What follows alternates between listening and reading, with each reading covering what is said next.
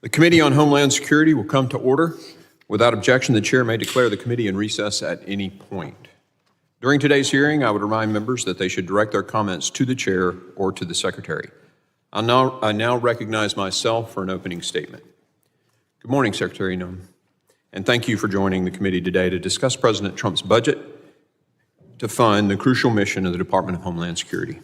Before we begin, I want to mention that this is Police Week, a time for us to remember and honor the contributions of the men and women of federal, state, and local law enforcement across this country, including within DHS. I think a lot of people don't realize that there are more badges in HSI than there are in the FBI. So much could be said about all of you who devote your lives to service and to keep us safe. But for now, let me simply say thank you. Thank you, and know that our committee has your back. Madam Secretary, this is your first appearance before the committee, and I look forward to continuing to work closely with you and your team as we strive to undo the damage and the chaos created by your predecessor. When you took office, you inherited an unprecedented crisis at our southern border, at all our borders, created by President Biden, Vice President and Border Czar Kamala Harris, and Secretary Mayorkas. For 4 years, the administration and unaccountable bureaucrats helped craft their extreme agenda, dismantled our secure border, gutted interior immigration enforcement, and implemented a policy of mass catch and release that flooded our communities with millions of illegal immigrants. Under the Biden-Harris administration, Customs and Border Protection recorded more than 11 million encounters of inadmissible aliens at our border. On top of that astronomical number, CBP has recorded roughly 2 million known gotaways, a number that exceeded the previous 10 fiscal years combined. That's more than 13 million inadmissible aliens who violated our sovereign border in just 4 years, around quadruple the number from the first Trump administration, and all because the administration's policies and rhetoric encouraged them to do so. The first few months of the second Trump administration provided a remarkable contrast. Under your and President Trump's leadership, the Border Patrol has apprehended just around 25,000 illegal crossers at the southwest border. By comparison, in December of 2024, more than 47,000 illegal crossers were apprehended. We went from a record 301,000 illegal crossings at the southwest border in December of 23 to just over 7,000 in March, an astonishing 97% decrease. It turns out we didn't need comprehensive immigration reform or woefully misguided Senate border bill that was pushed by the former secretary. We just needed a president willing to enforce the laws Congress had already passed. Because illegal aliens now know that President Trump will have them removed from the country, they've stopped coming. My colleagues on the other side of the aisle understand this. They do not want to talk about these victories because they know that for 4 years they stood on the wrong side of this issue, defending open borders and the abolition of ICE. They also understand the American people do not trust them on the issue of border security and immigration enforcement, in large part because of their radical stances. I expect they'll spend a lot of time today twisting the truth to mislead the American people. I look forward to hearing you set the record straight. And while we're talking about Democrats' anti-enforcement extremism, I'd like to briefly extend my regrets to you, Madam Secretary, and to the entire DHS workforce for the antics we saw on display outside the Delaney Hall detention facility last week. Right now, attacks on law enforcement across this country are up 400%. Public officials should be sending a clear signal that these brave public servants are to be respected and not assaulted. However, on Friday, current and former Democrat members of this committee stormed their way into an ICE facility in Newark, causing mass chaos, and verbally and physically accosting members of federal law enforcement in the process. I'd like to share a video.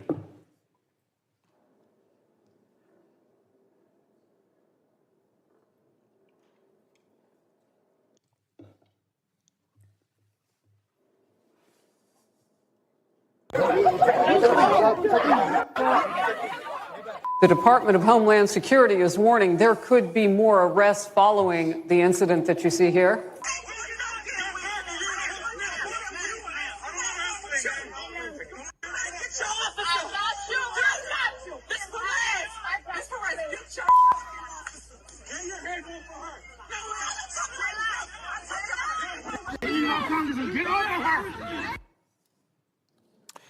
I'm embarrassed by what I saw, and everyone should be. This behavior is utterly unbecoming of a citizen, let alone a member of Congress.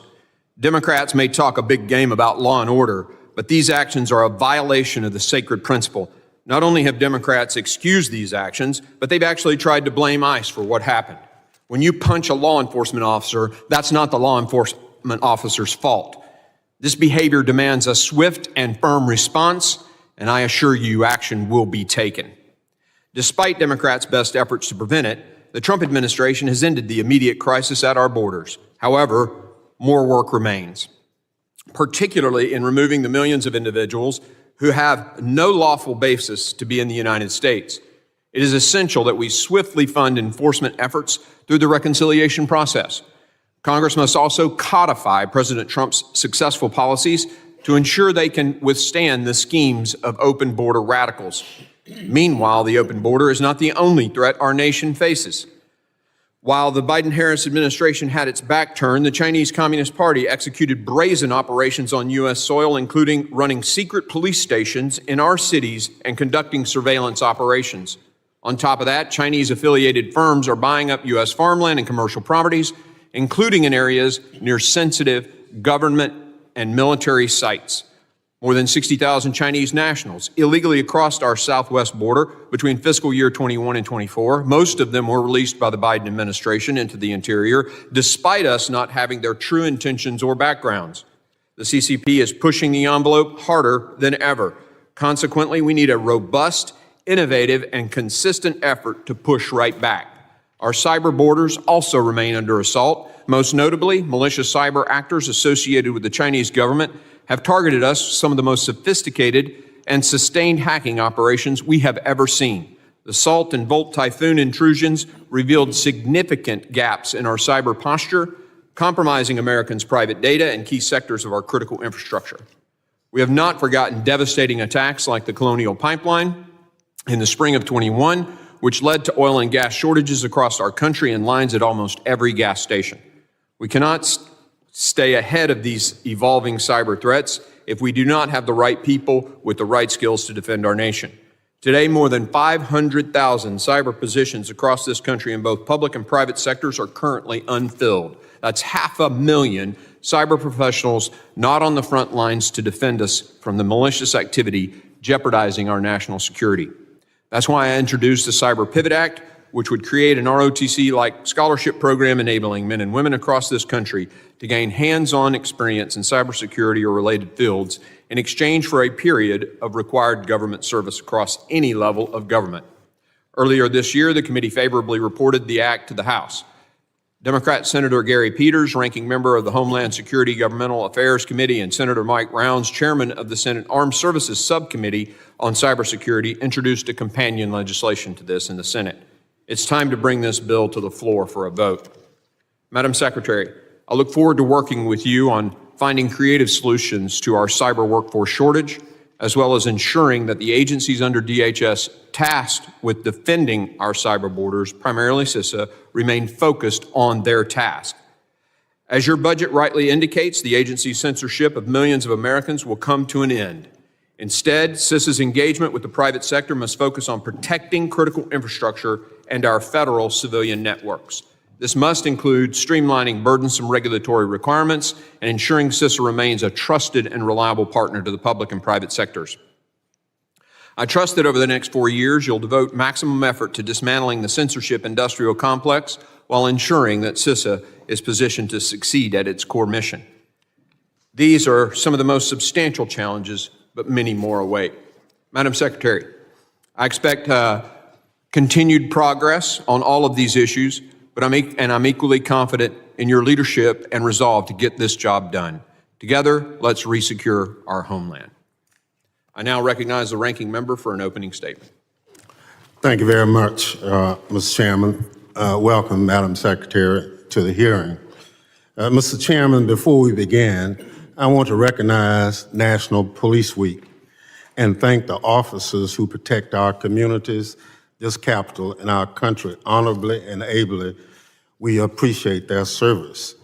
As we observe National Police Week, I again call on the Speaker to follow the law and finally hang the plaque honoring those brave officers who defended the United States Capitol from a violent mob on January 6th. Over 140 law enforcement officers were assaulted that day, and honoring their bravery and sacrifice, as promised, is the least Congress can do. Turning to today's hearing, I'm glad Secretary Noem is finally testifying before the committee. After all, it's been 3 months since I sent you a letter asking for her to testify on the Trump administration's dismantling of the Department of Homeland Security and its harmful effects on communities across the country. Secretary Noem, I guess the chairman didn't think systematically dismantling the Department of Homeland Security, firing the federal workers who keep us safe, and violating the Constitution of the United States justified your timely appearance before this committee. But when Donald Trump demanded that Congress hand him money to do more damage to our Homeland Security, Republicans bent over backwards to help him and his billionaire friends at the expense of the American people. Whatever got you here, Secretary Noem, I'm glad you found time among your many photo ops and costume changes to testify about why President Trump is seeking more taxpayer dollars and what you plan to do with that money if you get it. And it is a lot of money. We're talking about $176 billion. That's how much President Trump has demanded that Congress give you to spend next year. Never mind the fact that your department is spending taxpayers' money so fast this year, you're about to be broke. Now you're saying you need $44 billion more, but all you've done is slash, burn, cut, dismantle, and tear apart DHS since you got here. You cut programs at the Federal Emergency Management Agency that help Americans prepare for and recover from disasters.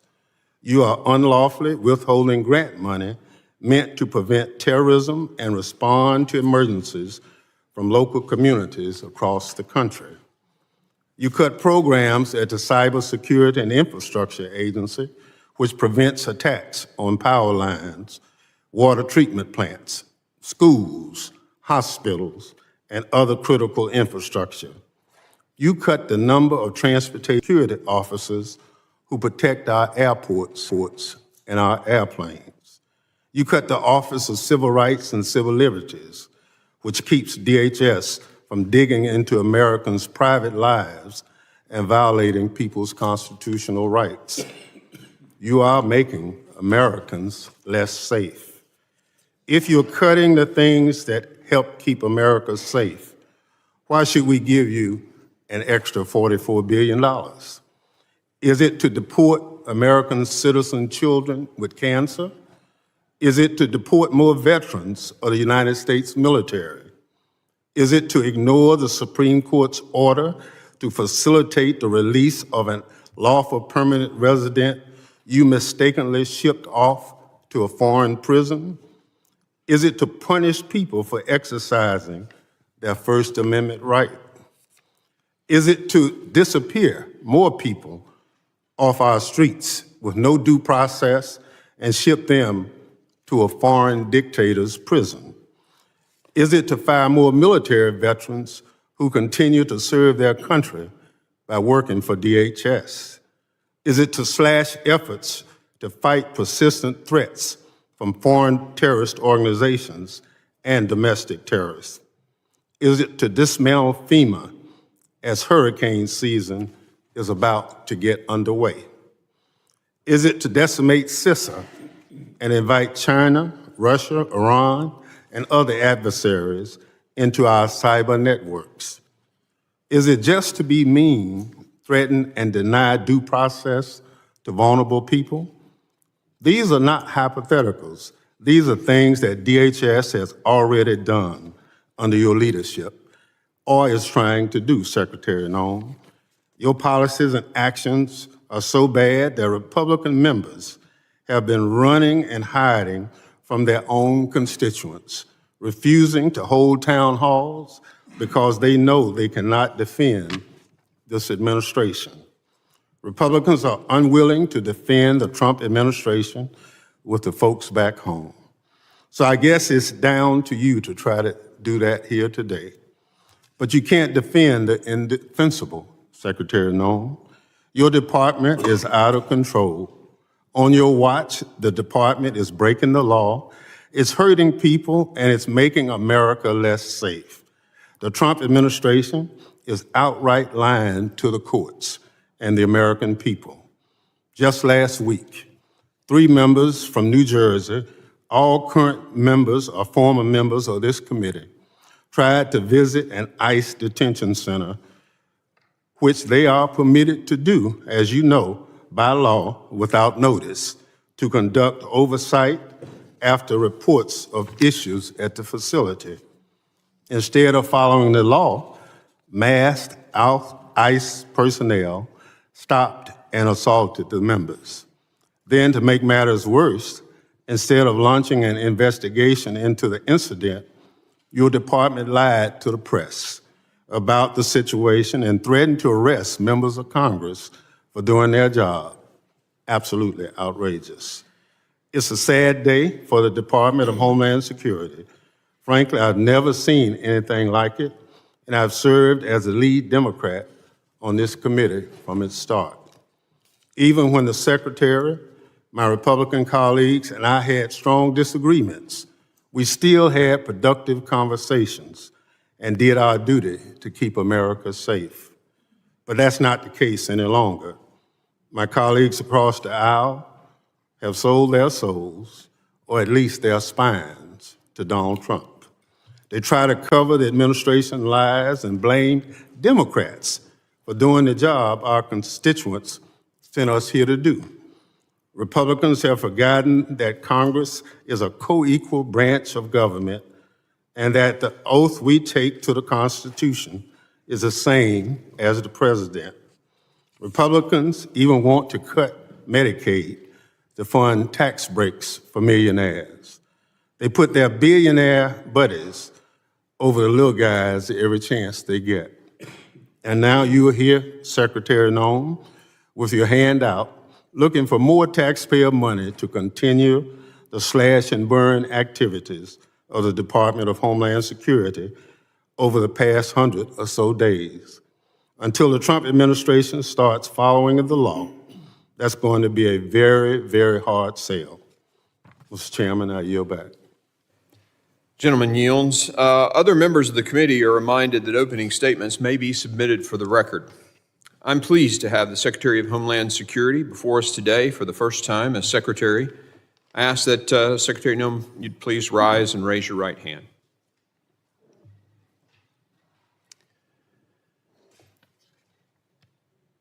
Do you solemnly swear that the testimony you will give before the Committee on Homeland Security of the United States House of Representatives will be the truth, the whole truth, and nothing but the truth, so help you God? Let the record reflect that the Secretary has answered in the affirmative. Please take a seat, ma'am. I would now like to formally introduce our witness. The Honorable Kristi Noem currently serves as the 8th Secretary of the Department of Homeland Security. Prior to her appointment as Secretary, she served as Governor of South Dakota, as a member of the U.S. House of Representatives, and in the South Dakota State Legislature. I thank the Secretary for being here today, and I now recognize Secretary Noem for 5 minutes to summarize her opening statement. Well, thank you, Mr. Chairman, and also thank you, Chairman McCall. Good to see you again. I was very privileged to serve with you when I served in this body, and to Ranking Member Thompson. I appreciate the invitation to be with all of you today and talk about important matters about securing our homeland here in the United States of America. Now, having previously served as a member of Congress, it's my honor to be on this side of the dais to present as the Secretary of Homeland Security. Today, I'm proud to discuss the accomplishments of President Trump and all that he has accomplished since he's taken office in the White House. But first, I would be remiss if I did not address the disturbing actions that we saw last week. There were members of this very committee that took part in an action at Delaney Hall on May 9th that need to be addressed. I served as a member of Congress in this body for 8 years, and I understand the importance of congressional oversight. What happened on May 9th was not oversight. It was a political stunt that put the safety of our law enforcement officers, our agents, our staff, and our detainees at risk. Here are the facts. As a vehicle approached the security gate at Delaney Hall Detention Center, a mob of protesters, including 3 members of Congress, stormed the gate and they trespassed into the detention facility. We have footage of those members of Congress slamming their bodies into our law enforcement officers, shoving them, screaming profanities in their faces, striking them with their fists, and otherwise assaulting law enforcement. The behavior was lawlessness, and it was beneath this body. Members of Congress should not break into detention centers or federal facilities. Had these members requested a tour, we certainly would have facilitated a tour. As a body knows, there are proper protocols and there are procedures that must be abided by. These congressional members and staff visit our facilities all of the time, and these members could follow the policies that have been in place, and they would have been followed. We would have facilitated a tour of this important facility. However, even after these members assaulted our federal law enforcement officers, we still provided them with a tour of that facility. I'm glad that at their press conference following the tour, these members acknowledged that Delaney Hall is in good condition and meets deferral standards. Charges made by these politicians that Delaney does not have the proper permitting is false. We have valid permits and inspections for plumbing and electricity and fire codes that have been cleared. Lastly, I'd like to remind Americans and everyone in this body who is detained in this detention facility are murderers, rapists, known terrorists, MS-13 gang members, drug traffickers, and other heinous actors. I hope that those members of Congress will so passionately protest on behalf of the American victims that they were elected to represent, and not just violent criminals who are in this country illegally. And now that I've addressed this issue, I want to return to the reason why I'm in front of your committee today. I want to talk about the first 100 days under the Trump administration. Under President Trump and his leadership, we have already delivered for the American people a drastic turnaround in Homeland Security, from the southern border to our Coast Guard to cyberspace, and we're just getting started. We've delivered the most secure border in American history. At the southern border, we have obtained near total control with daily encounters down 93% since President Trump has been in office. March saw the lowest numbers in American history of border encounters at just 7,200. Under the previous administration, U.S. Customs and Border Protection was at times under Joe Biden encountering over 15,000 people per day. This astonishing turnaround is a testament to the resolve and to the leadership of President Trump to make America safe again. And as well, it is a testament to the incredible work done by the men and women of the Department of Homeland Security. The secure border has allowed Border Patrol to zero in on fighting cartels and all of their illicit activities. Under President Trump's leadership, 6 cartels, 4 dangerous and criminal gangs have been designated as foreign terrorist organizations. This has allowed us to take a whole-of-government approach to address the illegal activities that these murderers and drug traffickers are taking on. In March, fentanyl traffic at the border fell by 54% compared to the previous year, and we are enforcing immigration laws to identify, arrest, detain, and remove dangerous illegal criminals. We're prioritizing those who have committed crimes and aliens who are a threat to public safety and national security, especially those that are affiliated with terrorist organizations like MS-13 and Tren de Aragua. This includes those that already have final orders of removal. We've also worked to enforce President Trump's America First trade agenda, and Joe Biden's trade policies hollowed out our industrial base, shipped our jobs overseas. Our tariffs have been an effective negotiating tool, and we're also reforming emergency management in this country. We have the FEMA Review Council, which will be doing its work to make recommendations to the White House. We are also addressing cybersecurity, making sure that CISA is back on mission at protecting the homeland.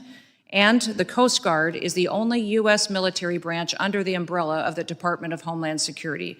We're making sure they have the resources and the vision to leave and be the point of the spear in the future. Since I took office, one of the responsibilities that I have is in reforming the Secret Service. We've reassessed Secret Service's needs, gotten recruitment away from Biden administration's DEI objectives, and made sure that they are equipped and ready to take on the task of protecting the more powerful into the future. We are so grateful for their bravery, their dedication, and their patriotism. It's our responsibility to continue providing them with the resources that they need to continue to do the important work that they do. Mr. Chairman, I want to thank you for the time today. Thank you for allowing me to be here to get the facts out to the American people and to members of this committee of all of the good work that the people of the Department of Homeland Security are doing to serve the American public. With that, I look forward to your questions. Thank you, Madam Secretary. Members will be recognized by order of seniority for their 5 minutes of questioning. Because we have a restricted time window for the Secretary today, just as we did with the last Secretary, I will again limit to 5 minutes. So if you're going to go over, you're going to get a light tap, and then eventually we'll get a little heavier. But the goal here is, and I will, as I always do, apply the standard equally to both sides. 5 minutes is 5 minutes today. I now recognize myself for 5 minutes of questioning. Secretary Noem, in the first 100 days, President Trump made border security a top priority by increasing immigration enforcement, deploying additional DHS and DOD personnel to the border, and restarting construction of the border wall.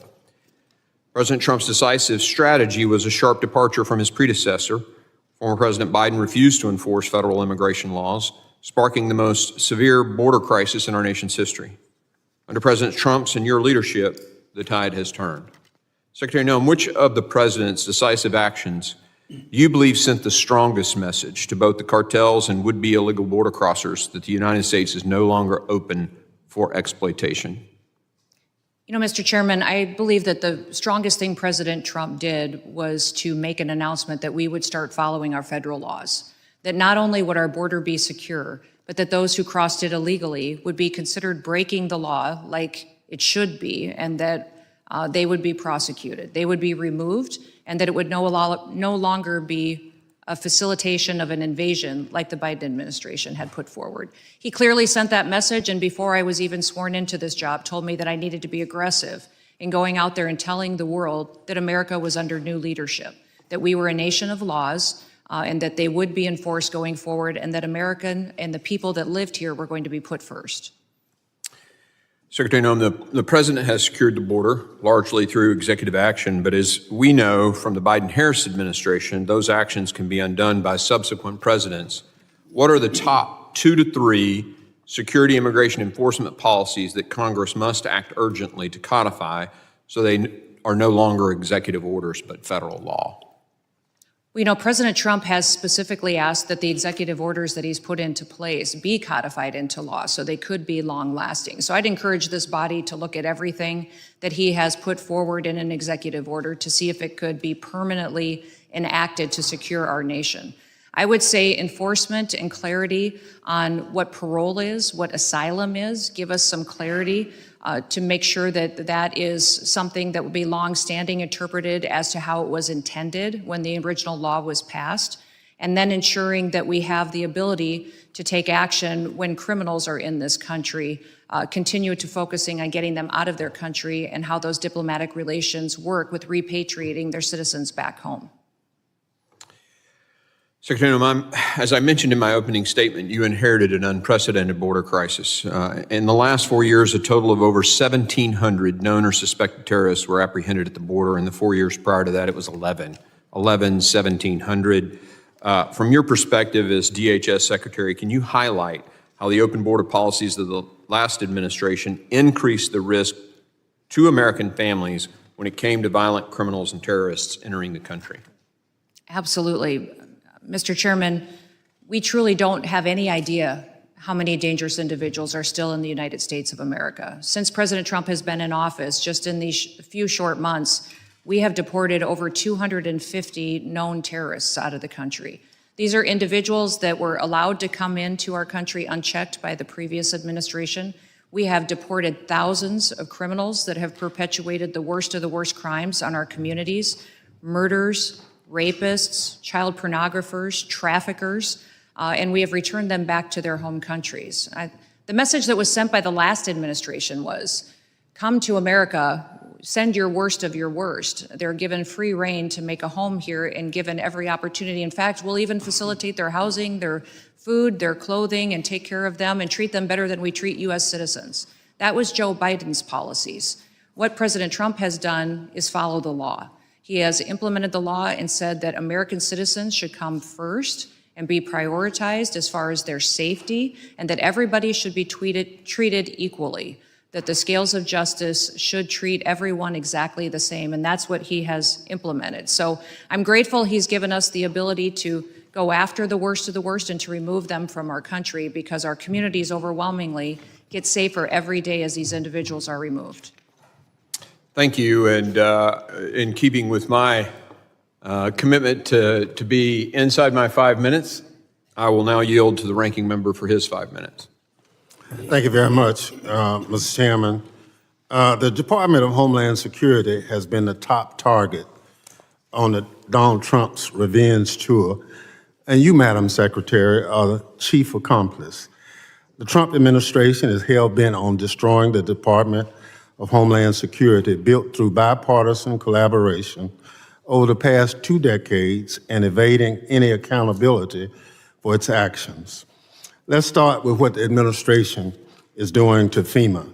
Madam Secretary, you said that you want to get rid of FEMA, and the administration plan is to shirk its disaster response obligation and leave state and local governments to fend for themselves.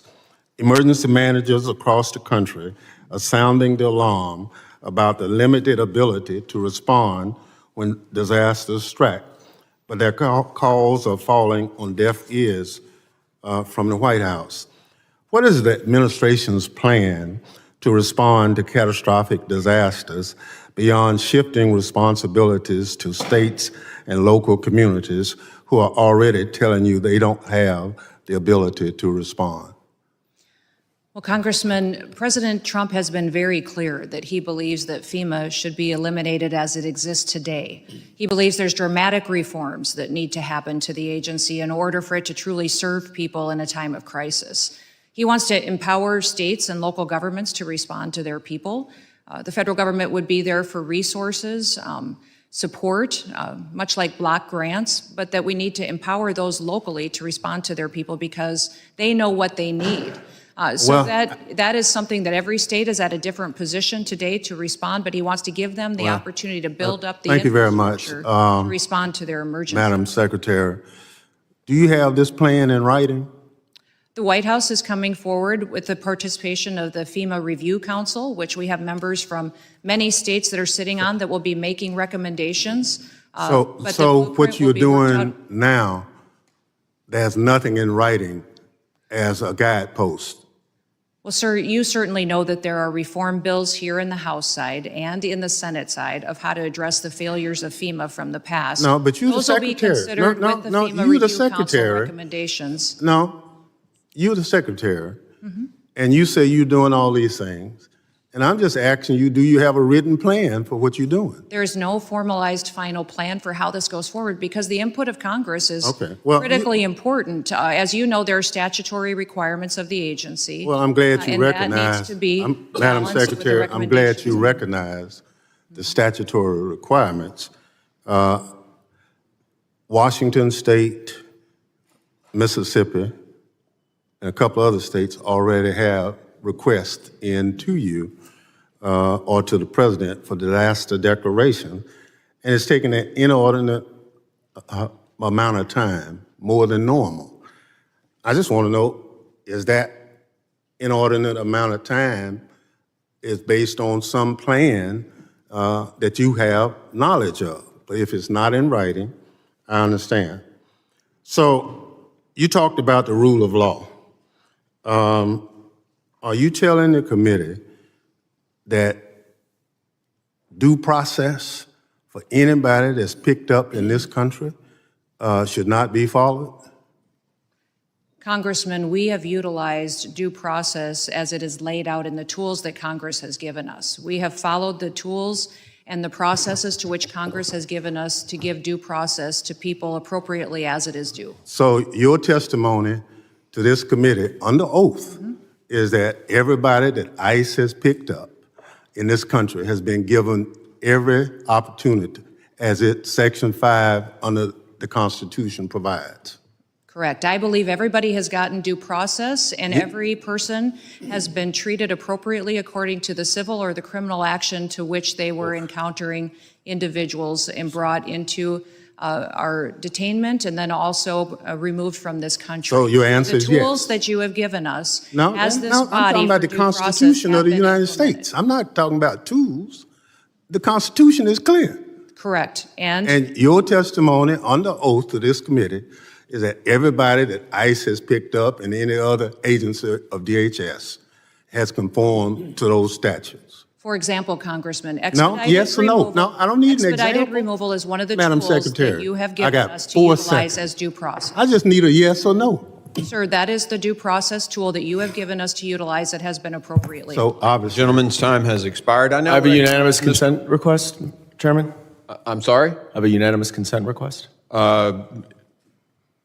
Let's hear it. I would like to introduce Kristi Noem versus Kilmar Armando Abrego Garcia, a 9-0 Supreme Court case where the Supreme Court found that Mr. Abrego Garcia did not receive due process. Without objection, so ordered. I now recognize Mr. McCall for his 5 minutes questioning. Mr. Chairman, Madam Secretary, it was great to serve with you in Congress. It was an honor, and it's an honor to see you as Secretary of this important department. Let me say on behalf of my state of Texas, thank you for what you've done in a very short period of time. I've worked on this issue as a federal prosecutor, as chairman of this committee for over 25 years. I never saw the border more broken, more chaotic than I did under the prior administration.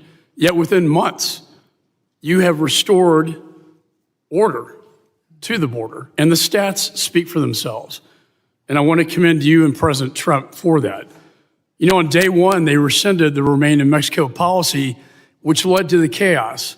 It said, we're open for business, come on in. And they did. Over 10 million encounters, 2 million gotaways, yet within months of your administration, that number's gone down 93%. Catch and release. I've been fighting that one for years. The Biden administration did away with it. Now we're decreased to 99.99%, almost zero catch and release, a very dangerous policy. Remain in Mexico has been on the books for 30 years, yet I marked it up on the Foreign Affairs Committee last year as part of the Secure Border Act. Most offensively, and the reason I was an impeachment manager against Mayorkas was his dereliction of duty to basically prioritize allowing aggravated felons into the country, even though Congress, by federal law, said shall detain aggravated felons. Yet, what did he do? He told his agents, that's discretionary. You can release these dangerous criminals into our society. What have you done within months? 50 days. You have 14,000 criminal aliens arrested, some of the most brutal gang members like MS-13 and TDA, and it's making this country safer. Fentanyl. Each year, more Americans die from fentanyl than the number of Americans who died in the Vietnam War over 20 years.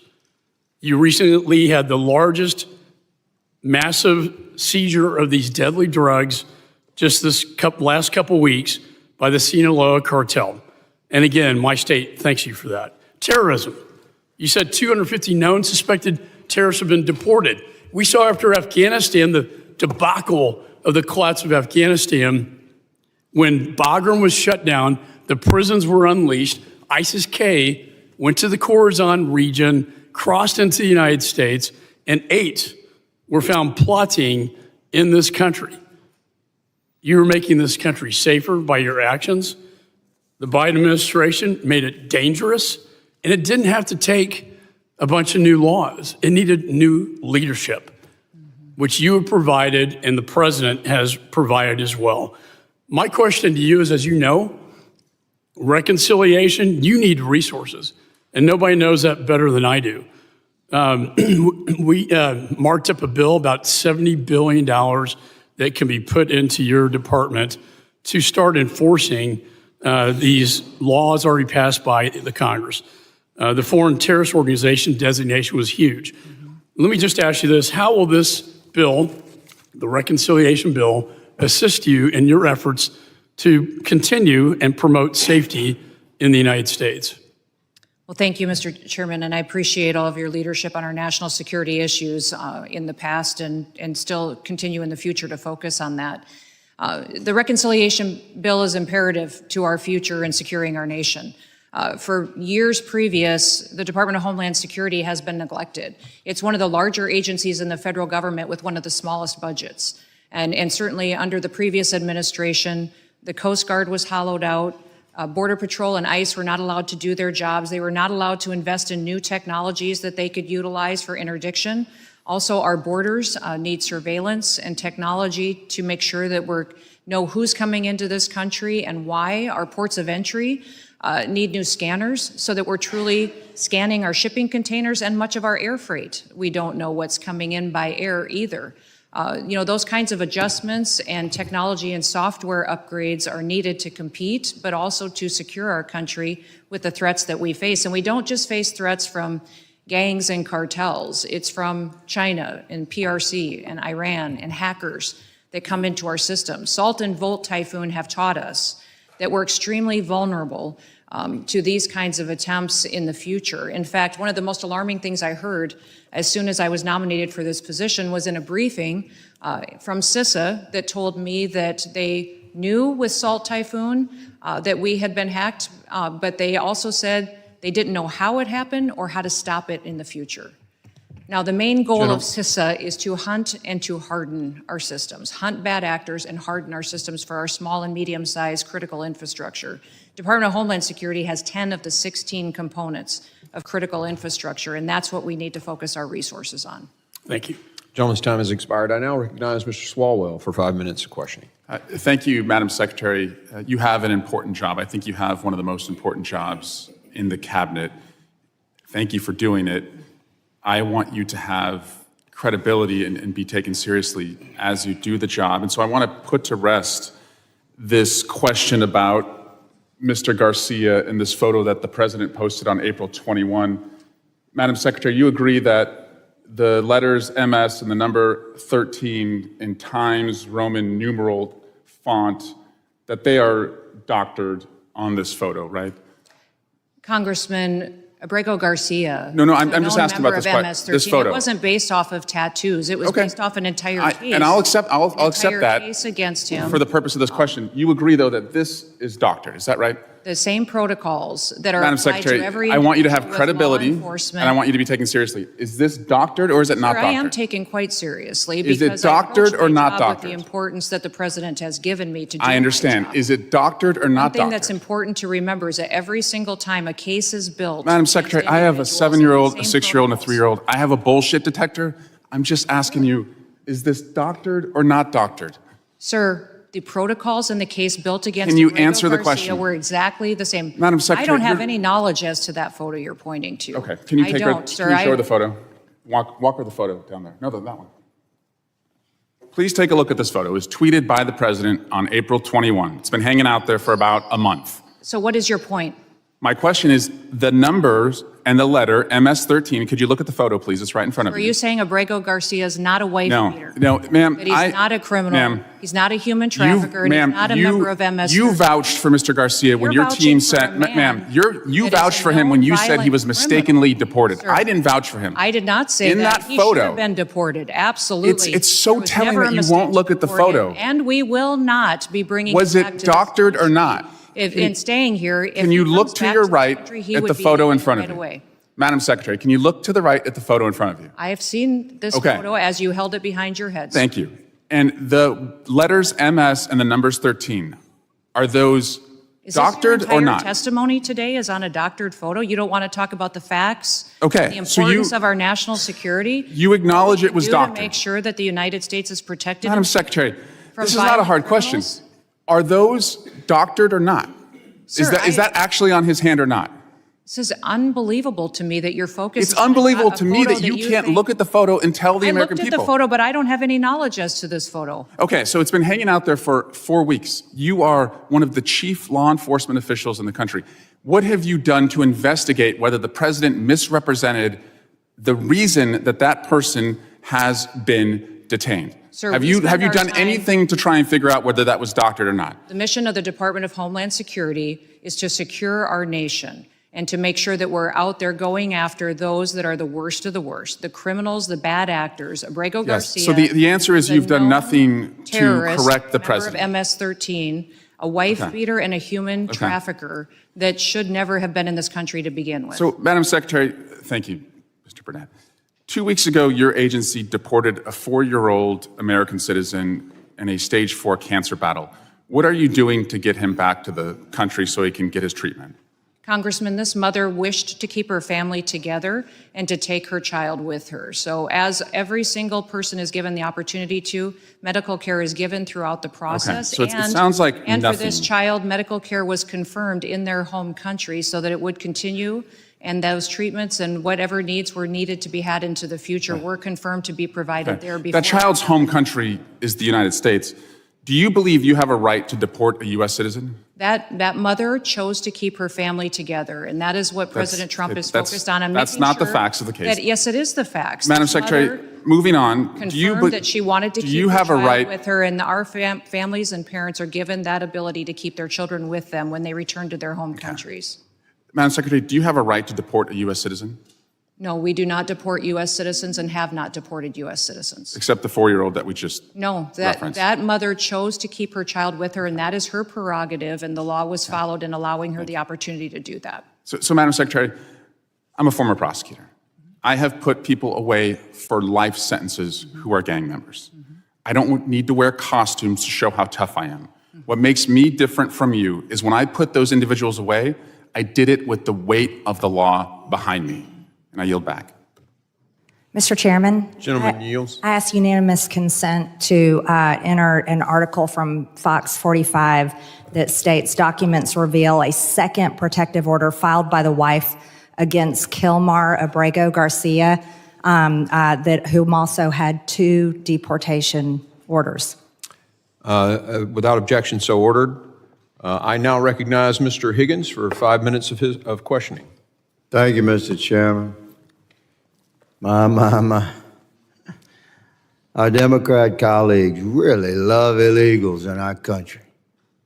It's stunning for regular Americans like me to listen to this passionate and contentious defense for the previous administration's policies and the resultant millions upon millions upon millions of illegals that entered our country over the last 4 years.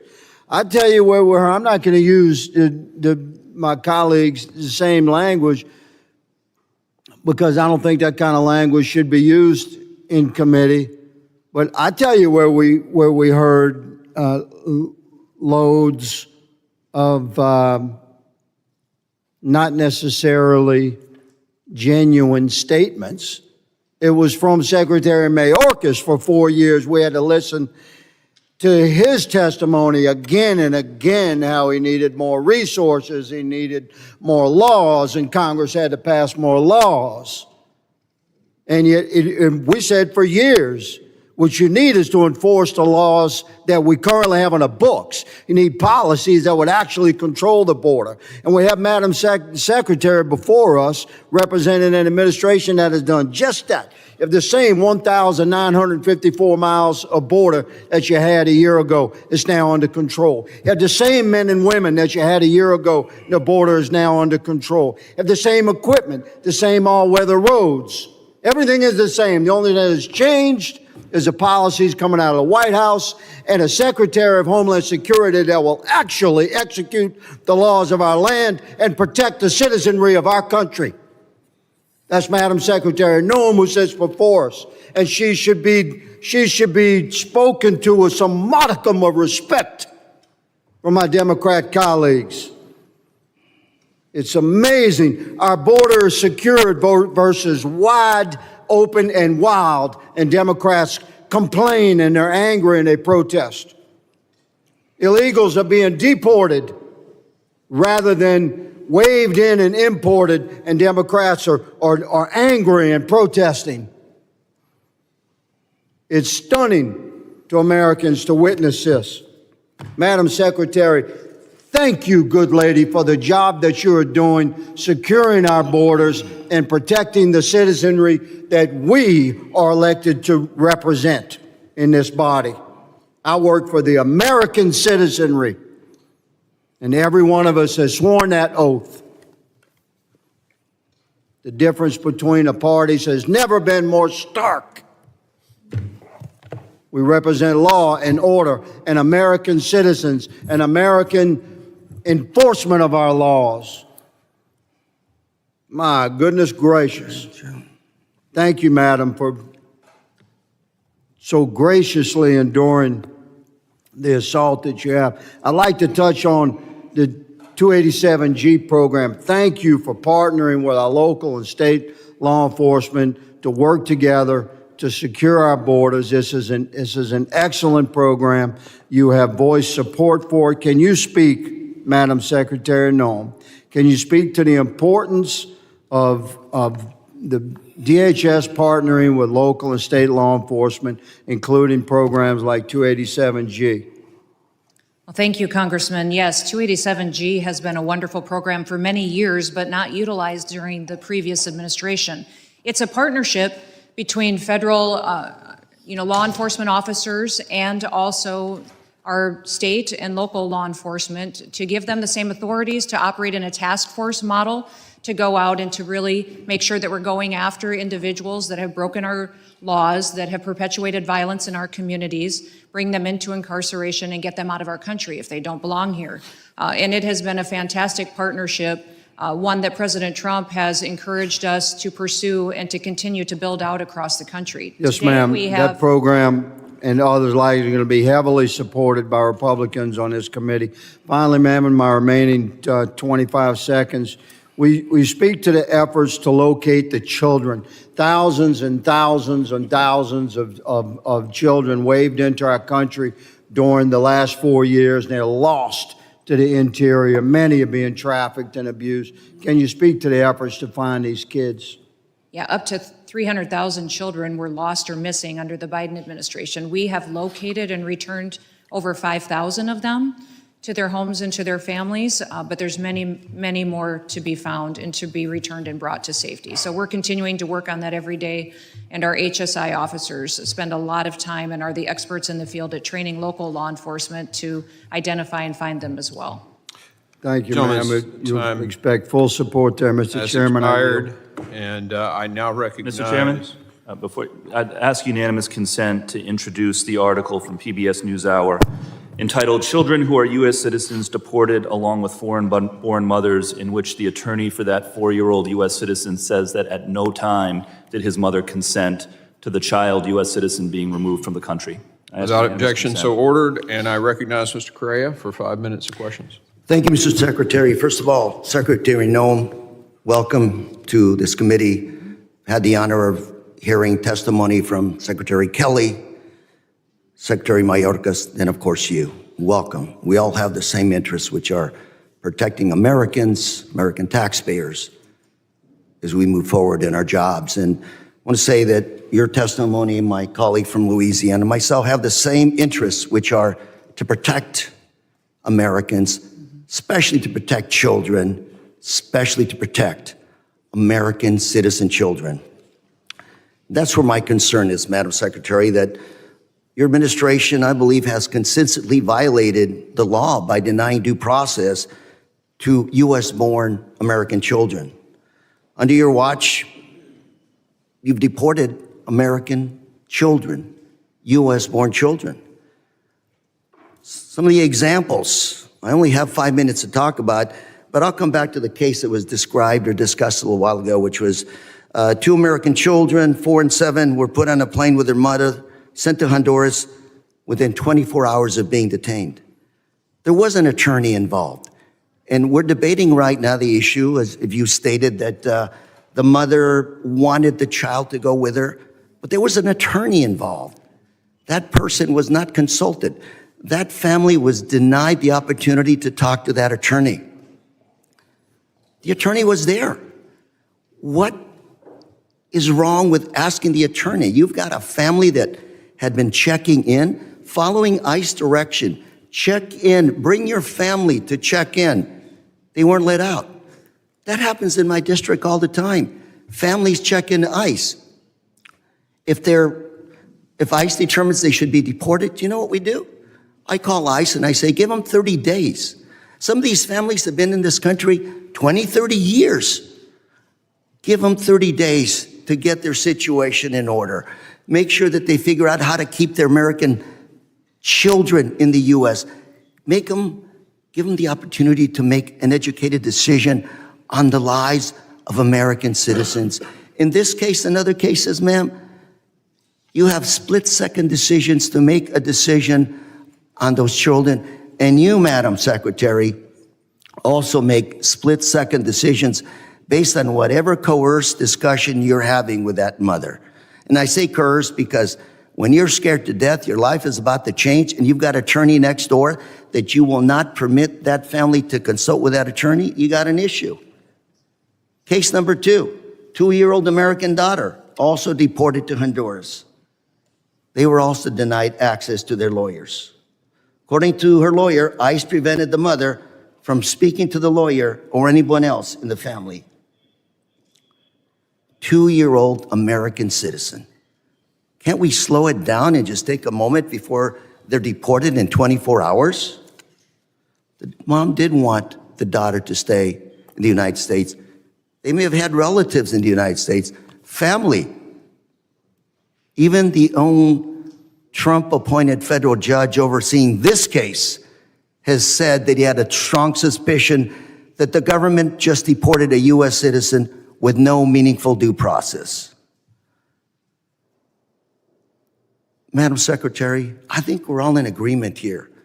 Let's go after MS-13. Let's go after drug dealers. Let's go after Tren de Grúa. The bad folks who hurt my community as well as everybody else's community. But I fail to see where a child, 2-year-old, 4-year-old, 7-year-old children could be on your top of priorities for deportations. This is still America. Due process, the Fifth Amendment. Madam Secretary, I know ICE agents. I deal with them all the time. I've toured the southern border, blue uniforms, green uniforms, talking to them about what they need to do the job. More than happy to have that discussion with you, publicly or privately, but deporting U.S.-born children, ignoring their attorneys, take a deep breath. You've been here 20, 30 years. A lot of the times back home, when I ask the ICE agents, give them 30 days, you know what? Without fail, that person comes back or self-deports. We can do better. Madam Secretary, I'm going to ask you one last question in 9 seconds. You're under oath. Have you fired, retired, dismissed any DSA agents that have not followed your policies? What kind of agents, sir? DHS Homeland Security agents. Yes. Specific law enforcement officers? Yes, ma'am. Officers under your watch. I haven't given any specific orders to any law enforcement officers under the Department of Homeland Security. So there are, within the Department of Homeland Security, 280,000 employees. 47,000 of them are Coast Guard individuals. So, 230,000 individuals are employees, and we're very proud of the work that they do. Thank you, Mr. Chairman, for recognizing that it's Police Week. We have many agencies that have law enforcement officers in them that get up every single day to serve their communities and to make sure that our laws matter and that they're enforced appropriately and that no one is treated differently than someone else. Gentleman's time has expired. I now recognize Mr. Guest from Mississippi. Mr. Chairman, I ask unanimous consent to enter for the record the Prince George's County Police Department Gangfield interview sheet in Maryland, from 2019, where they interviewed Kilmar Abrego Garcia and identified through his clothing that he, in his statements, that he is indeed an MS-13 gang member. Without objection. I'd also So ask. ordered. I also ask unanimous consent to enter for the record an article that quotes Kilmar Abrego's wife stating, "I am afraid," with another protective order filing against deported Maryland man championed by the Democrats. Thank you, Mr. Chairman. Mr. Chairman, I have a unanimous consent request. Without disagreement, we'll put that one in as unanimous consent. You're recognized. Mr. Chairman, if you have it, I would like to introduce by unanimous consent a court order establishing that Kilmar Abrego Garcia is a member of MS-13. You're submitting what for unanimous consent? Well, there isn't one, so I'm wondering if you have it. I do not have that. Okay. Are we ready to go on with the next testimony? Mr. Guest, you're recognized for 5 minutes. Thank you, Mr. Chairman. Madam Secretary, thank you for being here. Thank you for your leadership. Please thank the men and women that serve under you for the incredible job that they do. I want to particularly thank you for enforcing the law, something that we did not see under the previous administration. In the short time that you have been serving as secretary, we have seen a dramatic decrease, as much as 95% along our southern border. And I also want to thank you for locating the 5,000 plus missing children that just in 3 months you and your agency have been able to find, and in some cases possibly rescue them from what could have been very dangerous situations. Echo what Congressman Higgins talked about a minute ago. The law has not changed since you have become secretary. The budget has not changed since you've become secretary. The resources that you have, the number of agents have not changed since you've become secretary. But yet we have seen a dramatic decrease in the number of border crossings because you and the men and women who serve under you have chosen to enforce the law. I want to push back a little bit on some of the narratives that are being put out by my colleagues on the other side of the aisle. First is the allegations, the reckless allegations, which are completely false and untrue, that you and your agency are deporting American citizens. And I heard you try to answer that question. I don't know if you were able to get that answer out there. And so I want to give you that opportunity. But as I understand the situation, we were deporting an illegal alien who was a parent, and that parent then decided to make the decision to take their children with them.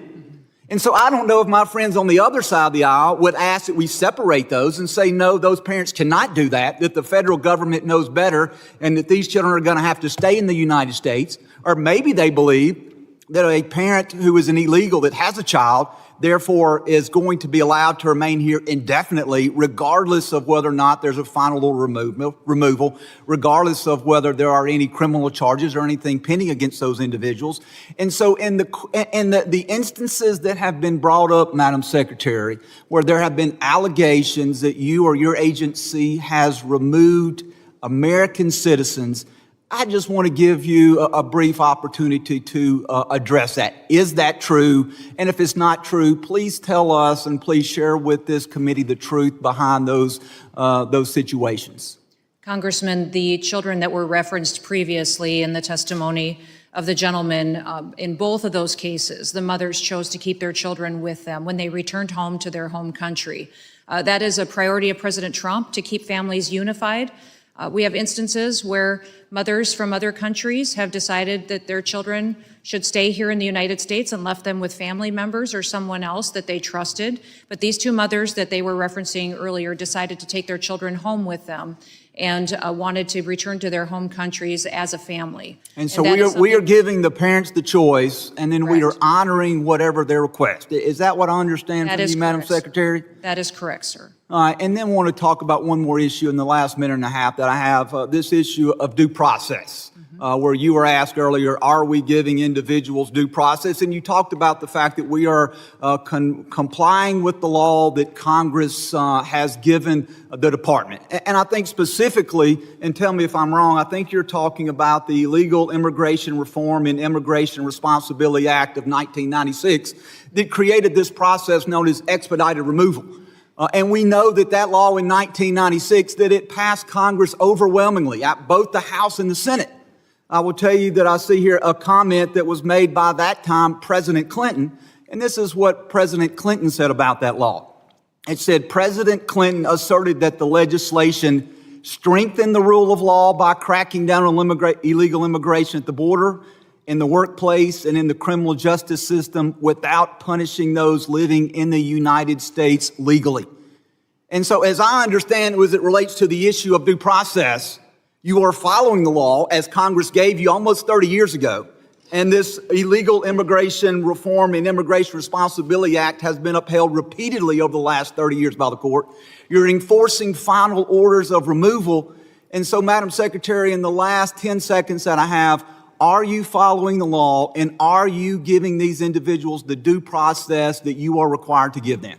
Yes, Congressman, we are using the due process tools that Congress has afforded us in these instances to ensure that everyone is treated the same and appropriately.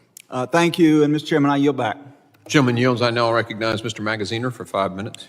Madam Secretary, on April 24th, a woman in Louisiana was deported along with her 7-year-old daughter and 4-year-old son, both of whom were U.S. citizens. The 4-year-old son had stage 4 cancer. Now, you just stated under oath that the mother consented to having her U.S. citizen children removed. But I have spoken with the attorney for that U.S. citizen child with stage 4 cancer. She has also made numerous statements to the press in which she stated unequivocally that at no time did the mother consent to her U.S. citizen children being removed. What evidence do you have to support your claim that she did consent? Congressman, we followed the same policies and procedures What evidence for every do you individual, have? and we What have evidence do you documentation. have? We have that documentation she? that What documentation do you have that mother consented? We will get that to you, sir. I don't have it with me. Please do. today. I understand That it's mother hard to keep them all consented straight to because take you've her deported child with multiple her. U.S. citizen children, but I'm asking specifically about the 4-year-old with cancer who was deported on April 25th. For the record, that family was also not given access to legal counsel before they were deported, even though their lawyer was in the same building at the time. I'm holding in my hands here a document called ICE Directive 11064, Interests of Non-Citizen Parents and Legal Guardians of Minor Children. This is the policy for how ICE agents should handle situations like this. It states unequivocally that parents and legal guardians should have the ability to make alternative care arrangements for minor children prior to their arrest or detention, and that ICE must afford parents the opportunity to consult with legal counsel. So, did the ICE agents working on this case who deported this 4-year-old with cancer of their own volition fail to follow ICE policies, or were they directed to by your office or anyone else in DHS leadership? Sir, this mother chose to keep her child with her. You have not produced any evidence to say so, but I'm asking again, have you directed DHS officers to ignore this It's very different than the previous administration. The previous administration On March 15th, reclaiming my time, on March 15th, your department sent 3 airplanes to El Salvador. Those planes carried approximately 261 individuals who were imprisoned upon arrival. Did you personally review and approve the names of those 261 individuals before they were sent? Sir, we have deported and sent home Did you of review the names of those individuals? And we have individuals that have the Why won't you answer the responsibility question? within the Department of Are you Homeland aware Security. of whether those 261 individuals were given the opportunity to speak with a lawyer or appear before a judge before they were put on those planes? Yes or no? Sir, every single individual followed the exact same process. They that we were follow not for everyone all. who's They in were this- not all given in the this opportunity country to appear illegally. before a judge or speak with a lawyer. treated On the April same. 7th, the Supreme Court ruled that detainees must have an opportunity to have a hearing before they are deported. Are you familiar with the April 7th Supreme Court ruling? I am. Can you assure us that in the future you will abide by that Supreme Court ruling to provide detainees with a hearing before they are We're deported? following all judges' orders. Yes, sir. I have a photograph here of André Hernandez Romero, a gay makeup artist from Venezuela. He fled Venezuela fearing gang violence because of his opposition to the Maduro dictatorship and his sexual orientation. He presented himself at a port of entry and requested asylum. His claim was found to be credible, and he was placed in detention to await a full hearing. But he never received a full hearing because you put him on one of those planes to El Salvador, where he still is today. Listen to me. He had no criminal record in the United States or in any other country. He did not even enter the country illegally. He presented at a port of entry. He tried to do it the legal way. And to this date, the only evidence your department has presented to justify his imprisonment is that he had 2 tattoos, one that said mom and one that said dad. Do you have any other evidence to present for why this individual should be locked up in El Salvador? Sir, every case is used have the any- same protocols and the same processes and inputs. Do you have any that evidence that other than the law enforcement tattoos that say officers mom use in or dad criminal for why cases? this So it's individual not should be just locked on up? tattoos. It's who they're affiliated with, their communication. You have not who they're presented spending any time other with, evidence, criminal nor has your activities. department. The cases Reclaiming go my time, exactly the during same your as it was confirmation with hearing, another- you said your focus would be on deporting immigrants who have been convicted of crimes and those who have received removal orders. But that is not what you have been doing. Instead, you have been deporting children with cancer, children who are U.S. citizens, a gay makeup artist who committed no crime and didn't even enter the country illegally. You have been sloppy. Your department has been sloppy. And instead of focusing on real criminals, you have allowed innocent children to be deported while you fly around the country playing dress up for the cameras. Instead of enforcing the laws, you have repeatedly broken them. You need to change course immediately before more innocent people are hurt on your watch. Gentleman's time has expired. I now recognize... Mr. Chairman, sorry.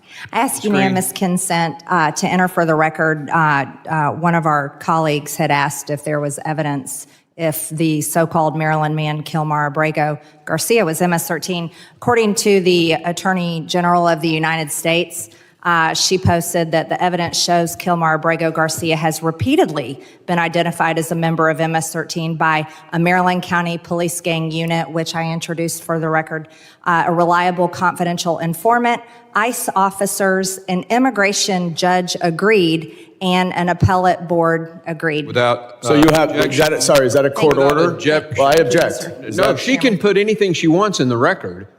She's not complying to your request, Mr. Goldman. She asked for unanimous consent. Okay, so you're objecting to her putting that into the record?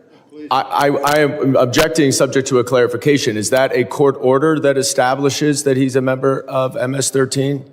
An immigration judge agreed that he was MS-13. For bail purposes. An appellate board agreed. Don't misrepresent. Hold on. A judge.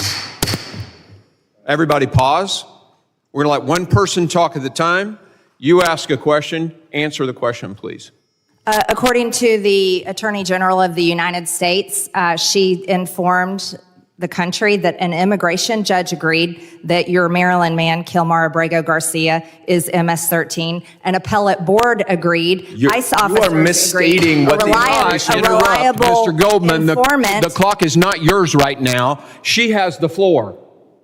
Please continue answering the question. Thank you, Mr. Chairman. A Maryland County She's not answering the question, sir. No, she's going to answer the question, and then you can object Can to you her answer. make sure that she answers the question? Finish answer. You just said, please finish your answer. A Maryland County Police Gang unit agreed that he's MS-13. A reliable confidential informant agreed that he's MS-13. ICE officers agreed that he's MS-13. An immigration judge agreed that he's MS-13. An appellate board agreed that Kilmar Abrego Garcia, your Maryland man, is MS-13. Okay. I You have the object. floor. What do you want to say? I object because she is misstating the record and the facts. That is not accurate, and therefore I object to that being introduced. There is no. Mr. Sir, can Chairman? I explain? You let her go on. Go ahead. There is no final court order establishing that he's a member. Maybe he is. So you should put all that evidence before a judge, and if he is MS-13, he should be deported.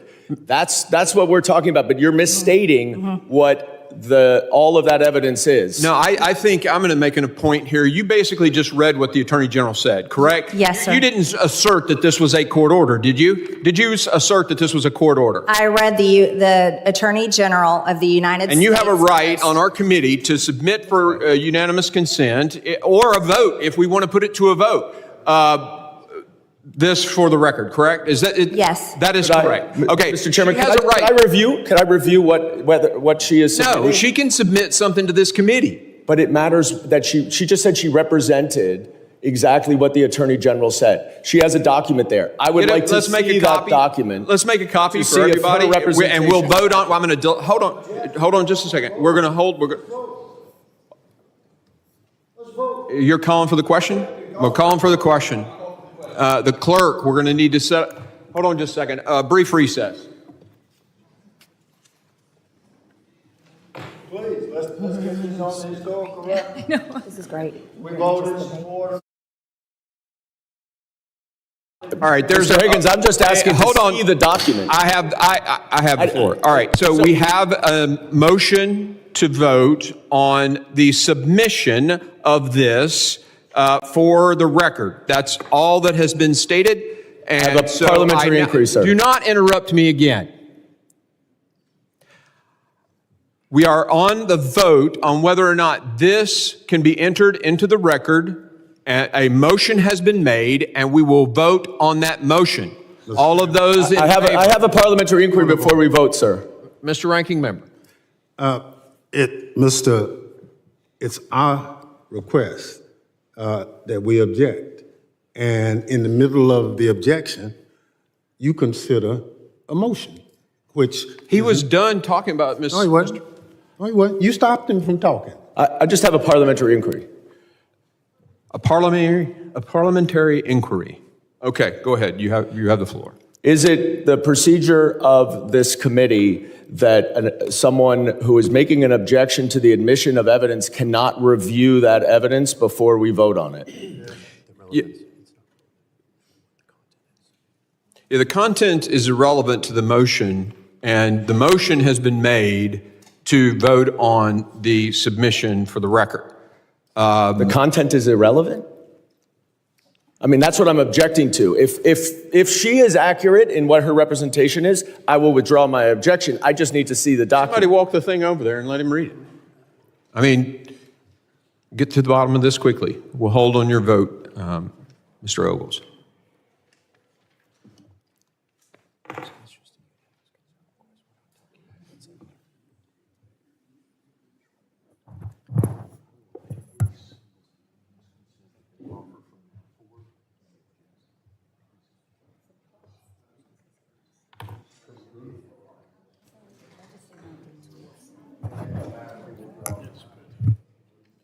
Mr. Chairman, given that this is a tweet from the Attorney General that is effectively, I believe, consistent with what Ms. Taylor Greene says, I withdraw my objection. Gentleman withdraws his objection. I now recognize, who's up? Mr. Jimenez for his 5 minutes of questioning. Thank you, Mr. Chairman, and thank you, Madam Secretary, for the fine work that you've done. I also want to thank you for approving the members on this side of the aisle, and myself included, in our assertion through the last 4 years that what happened at the southern border was done willfully and purposely by the Biden administration, because nobody could be that dumb. Do you share that opinion? Sir, I believe it was a decision made by the previous president to not enforce our laws and to allow an invasion of our country. So all the claims by the other side of the aisle that we needed more money for the Biden administration, we need more people, et cetera, do you believe that was accurate, or do you believe that was inaccurate? No, sir, that was not true. That's absolutely, because the numbers speak for themselves. That's true. And simply by enforcing our laws and having the will to enforce our laws, we've seen a dramatic fall in the number of crossings. And so I want to thank you for that. Now I want to switch over to FEMA. I used to be the mayor of Miami-Dade County. I used to represent, and really it was my job to protect 2.8 million people in one of the most hurricane-prone areas of the United States. I was also a city manager of the city, and I was a fire chief for the city of Miami. And at the time, I was also on a FEMA advisory panel. And I can tell you that FEMA needs many, many reforms. I remember as mayor of Miami-Dade County in 2015, we were still processing claims through FEMA for Hurricane Katrina, which happened 10 years earlier. And so while I do support the efforts to reform FEMA, there are certain states and cities and counties that actually can respond a heck of a lot better than others.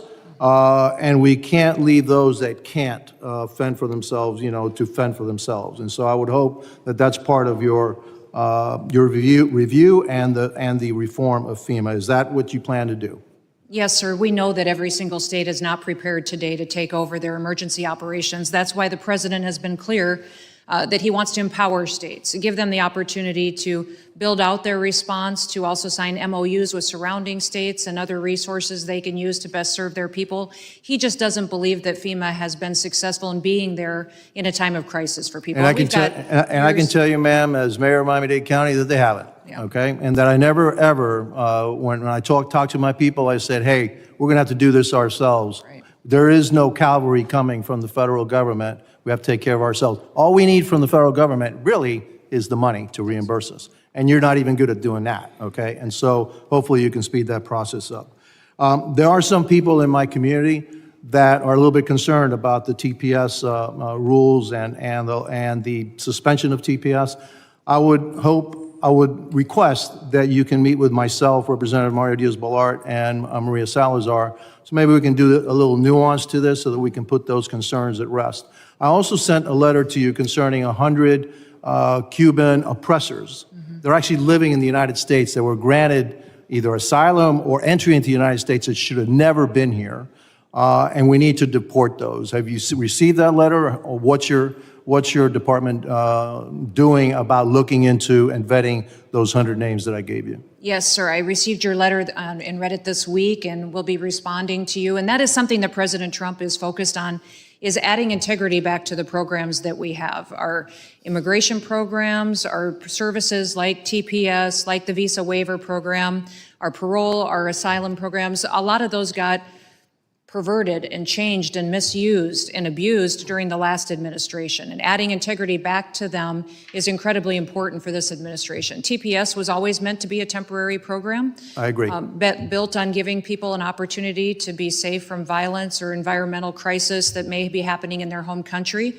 Those individuals, we're working with them, and we'll have a chance to meet with you and the other congressmen to address their needs and see what their options are. They do have 60 days from the time it is published. Those individuals that you spoke to me about, that still has not been published in the Federal Register, so they have several months here that we can work on the solutions to make sure that they're in a program that's appropriate for their situation. Fair enough, ma'am. I appreciate that, and I hope we can have that meeting soon. Finally, I'm going to give you another example. When I was mayor of Miami-Dade County, there was then Senator Kamala Harris and a lot of other Democrats were demonstrating outside a homestead facility that was meant for children.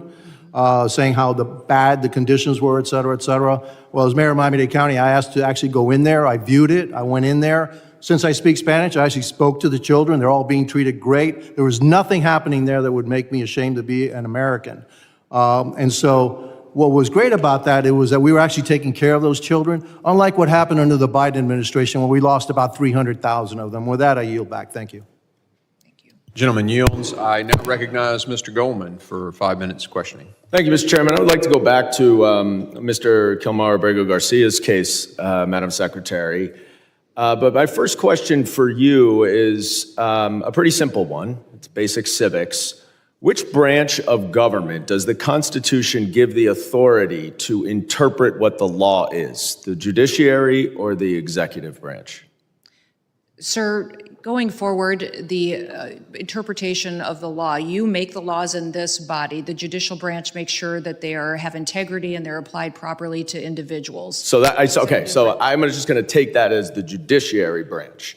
Now, let's focus for a second on what the judiciary branch has said about this case. We know the Supreme Court has said 9-0 that notwithstanding your statements under oath here today that Mr. Kilmar Abrego Garcia was afforded due process, he was in fact not afforded due process, because then if he were, you would have seen the withholding order that did not permit him to be deported to El Salvador.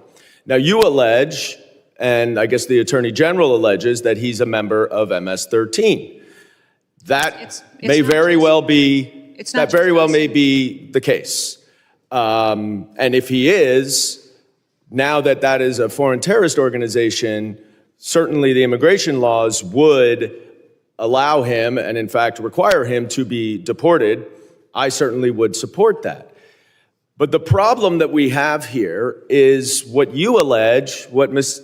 Green alleges, what the Attorney General alleges, is not the judiciary. You don't get to decide whether or not he is an MS-13 member. And you don't have to take my word for it, because Judge Wilkinson, a Fourth Circuit judge, very conservative, addressed this argument. He said, the government asserts that Abrego Garcia is a terrorist and a member of MS-13. Perhaps, but perhaps not. Regardless, he is still entitled to due process. If the government is confident in its position, it should be assured that position will prevail in proceedings to terminate the withholding of removal order. Will you commit right now to give Mr. Abrego Garcia that process where you can prove your allegation that he is a member of MS-13? Congressman, that judge that you just quoted did not say he was not a member of MS-13. Who did say that he was a member of MS-13 was law enforcement officers that encountered this individual. Yeah, he knows that. This is a Fourth Circuit judge. He knows all of what the evidence is, and he's saying if that evidence. So you're not going to commit to follow this order. You won't commit to follow this court order. By the way, he identified Madam Secretary, himself. I reclaim my time. Stop filibustering. Stop filibustering. By gang members of MS-13. Will you give Mr. Abrego Garcia the due process that the Supreme Court and Judge Wilkinson has required you to give him? Abrego Garcia is an El Salvador resident who is in his home country. If he were to come back to this country, he would be immediately removed again. How do you know? He has received and been treated appropriately, so sir, and he is not. How can you say he's been treated appropriately if the Supreme Court has ruled 9-0? 9-0 that he hasn't been treated appropriately? Why is your opinion better and have more authority than the Supreme Court? Investigators, 2 judges, an immigration court that all said he was MS-13 and was removed from this country. But you understand, that is you saying that. That is you saying that. That is them saying that. This no. is investigators and law enforcement officers. That is you making that determination. Against him. If you don't trust the court has considered all that. The judge has considered all that, Madam Secretary. And if you would be quiet, because I'm reclaiming my time, you are not following this court order. But let's focus on the court order, because this opinion also says that to facilitate, which the Supreme Court is requiring, is an active verb. It requires that steps be taken. What steps have you taken to return Mr. Abrego Garcia to allow him to get due process? Abrego Garcia is in his home country. What steps have you taken? If your continued advocacy for him were to... I'm not advocating for him. I'm advocating for a court order, Madam Secretary. The court order says that you must take steps to follow the court order. You are here under oath. What steps have you taken to return Mr. Abrego Garcia pursuant to this court order? It's got to be extremely discouraging to be one of your constituents. To see you fight for a terrorist like this and not fight for them is extremely alarming to me. I'm fighting for due process, and that's under the Constitution. The gentleman's time has expired. Due process. The gentleman's time has expired. I now recognize Ms. Green for 5 minutes questioning. Thank you, Mr. Chairman. The Democrats have spent the last 4 years terrorizing Americans with their open border policies. They flooded our communities with over 13 million illegals from over 170 countries and territories who invaded our borders, raped our women and children, and murdered our own people. It's shocking to hear them to continue to defend cartels, MS-13, and terrorists today. Democrats claimed over and over again that legislation was needed to fix the problems that they created, yet to this day, no new border legislation has been enacted, and border crossings are down 93%. It was just reported that according to CBP, only 5 aliens were temporarily released into the United States in all of April. Only 5. This is compared to the 68,000 released in April of 2024 under the Biden administration. Thank you, Secretary Noem, for your great work and your leadership. This is truly saving America.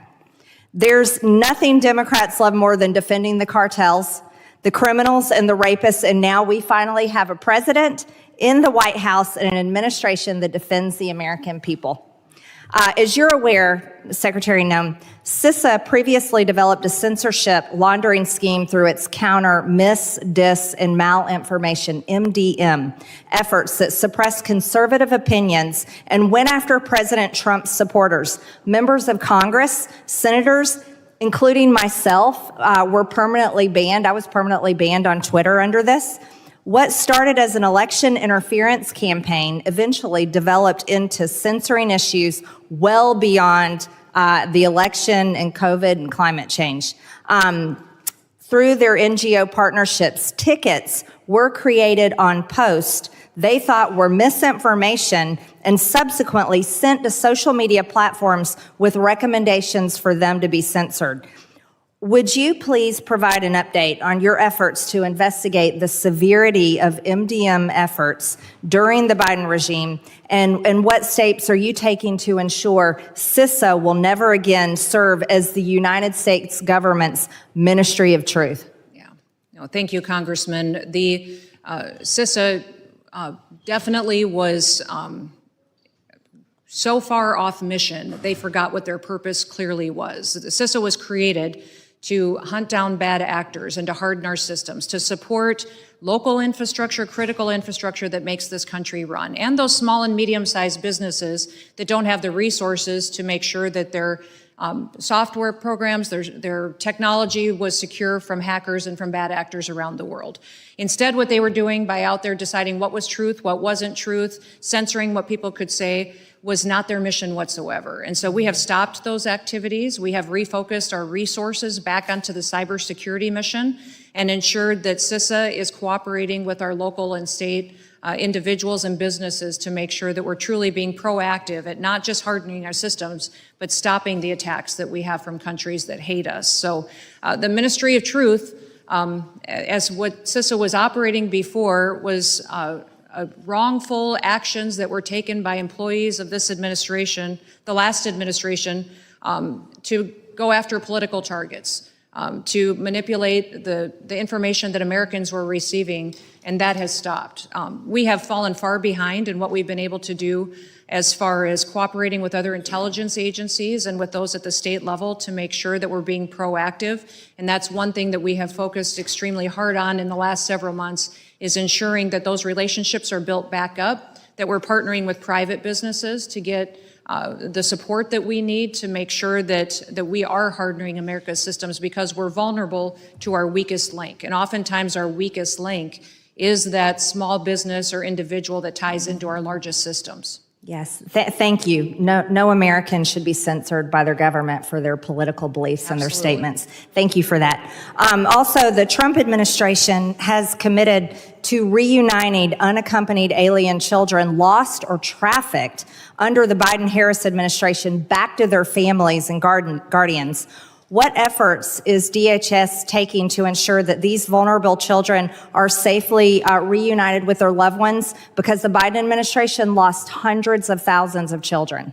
Yes, absolutely. We know that there was upwards to over 300,000 children that were lost during the last administration. So President Trump has made it a priority of every cabinet secretary and agency to make sure those children are located, that they are returned to safety. As you know, the refugee program and sponsors were greatly abused under the previous administration, and the Department of HHS is bringing some integrity back to that program and making sure that these children are cared for appropriately, and that someone is watching over them that truly has their best interests at heart, that really truly cares for them as a family member. I would say over 5,000 have been found, and our HSI individuals and law enforcement officers are continuing to identify them. Gentlelady's time has expired. I now recognize Ms. Ramirez for 5 minutes of questioning.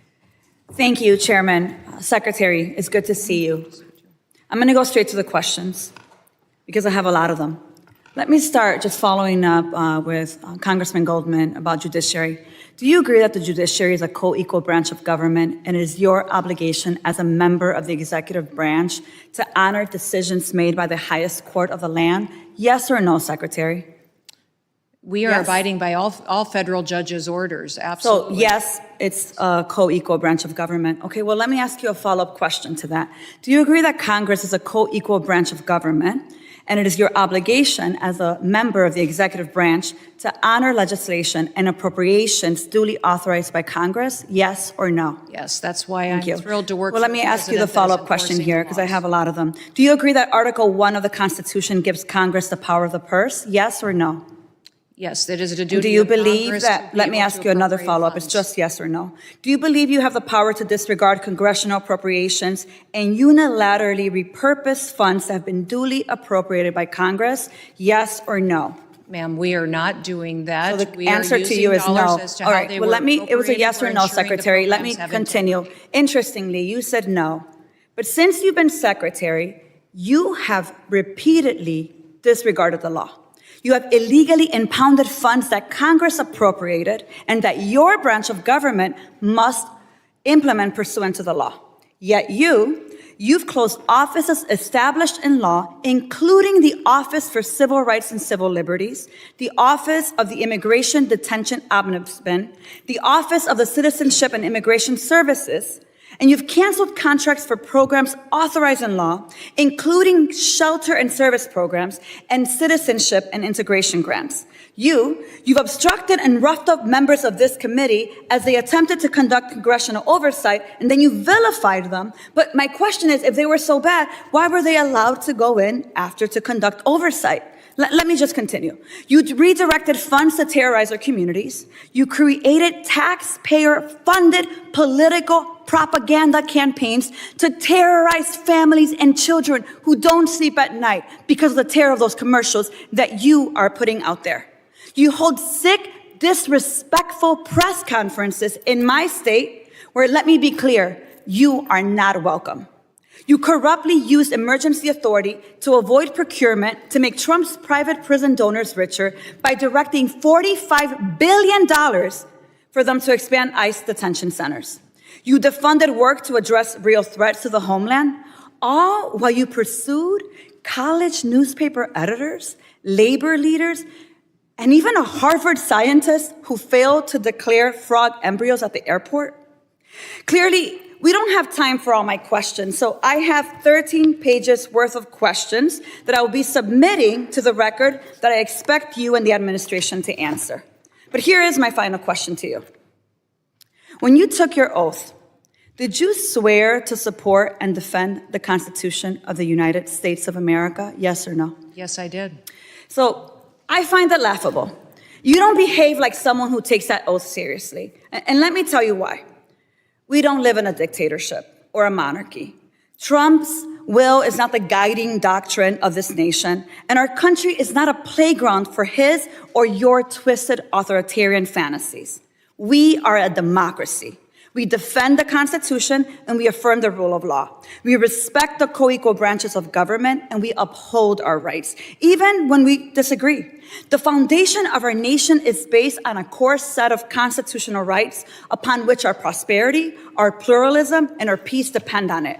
You, however, have been leading this work for 116 days. And in that time, you have profiled and dehumanized our neighbors. You've betrayed our constitutional commitment to due process.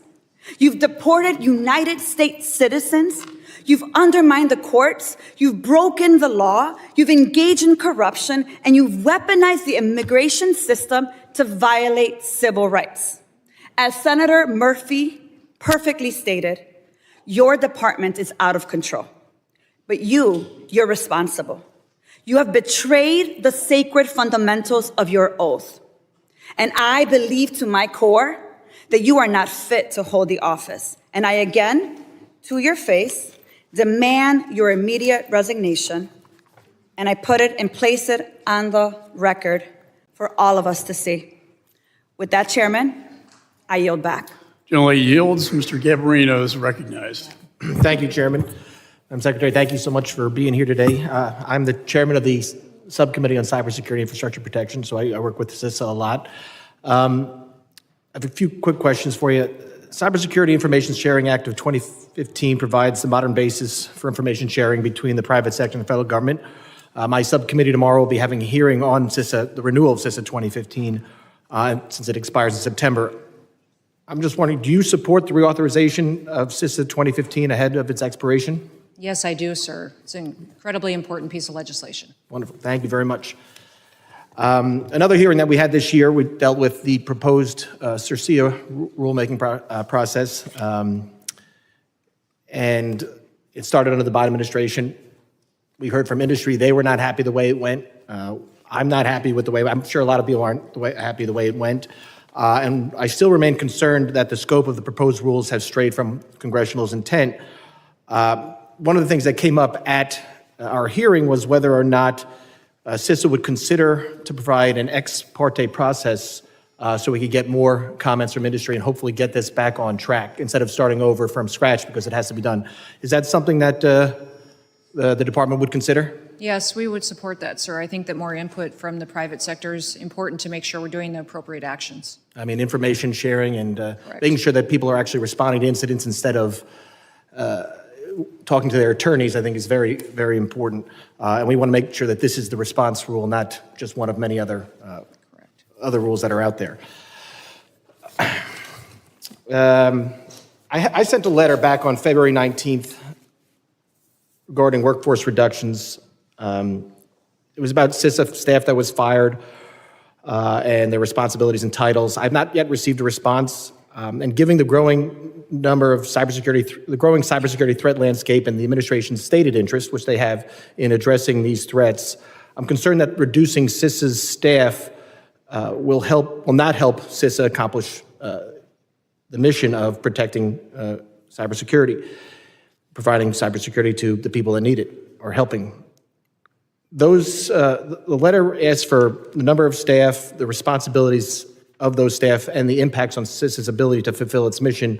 I know you can't provide that answer now, but can I get a commitment to get that response to that letter sometime soon? Absolutely. I appreciate that as well. And I know we're here about the budget, so I do want to ask some questions. In the administration's skinny budget request, it's seeking a $491 million reduction for CISA. I'm all on board with getting rid of disinformation and misinformation, and I was supportive of that cut, but that was in fiscal year 2023, that was only $20 million. Only $20 million of its budget went, so getting rid of that still leaves about $471 million of cuts. Which was about a 17% cut to its total budget. Why such a large cut? And in addition to that, there was also, I believe, a program request moving $130 million around. What programs are going to be affected with that request? Well, Congressman, the focus within CISA needs to be on ensuring that it's fulfilling why it was created. It was created to support critical infrastructure and to make sure that we're out there addressing the cybersecurity concerns that we have. The reductions that you see are in the areas where it got off mission, where it was involved in mis, dis, and malinformation, and also the censorship activities. That's where the reflection is, but the cybersecurity side of CISA is strengthened and emboldened under President Trump's leadership and will be into the future, and making sure that we're giving them the tools that they need to create new partnerships. Those plans to partner with private industries will make us much more efficient and accountable to taxpayers while making sure that we actually have answers to some of the threats that we have in front of us. That's the thing that has alarmed me the most about CISA is the lack of information that they have, the lack of solutions that they have, and how they protect our critical infrastructure. And when you look at Volt Typhoon, it wasn't just that we're vulnerable. It's that the Chinese have proven, PRC has proven with bad actors that they can shut down our water plants, our electrical grid, that they have the ability to do that. And if we think something in the past like a pandemic or a crisis like that was scary, wait until people's electricity is gone or their water system shuts down. And so that is one of the reasons why CISA needs to be laser focused on truly what its mission is. Yeah, I appreciate that, and I'm out of time, but I also just want to say I hope we can work together on this, and I'm very excited for Mr. Planke's nomination. I think he's going to do a great job, and hopefully they can confirm him sometime soon. But I'd like to talk to you more about the budget when we have a chance. Time has expired. Chair recognizes. Mr. Chairman, I'd like to ask unanimous consent to enter for the record an article from the Oversight Project that quotes the Supreme Court case Gojek versus the United States that talks about Congress's power of oversight, stating that no committee of either the House or Senate and no senator and no representative is free on its or his or her own to conduct investigations unless authorized.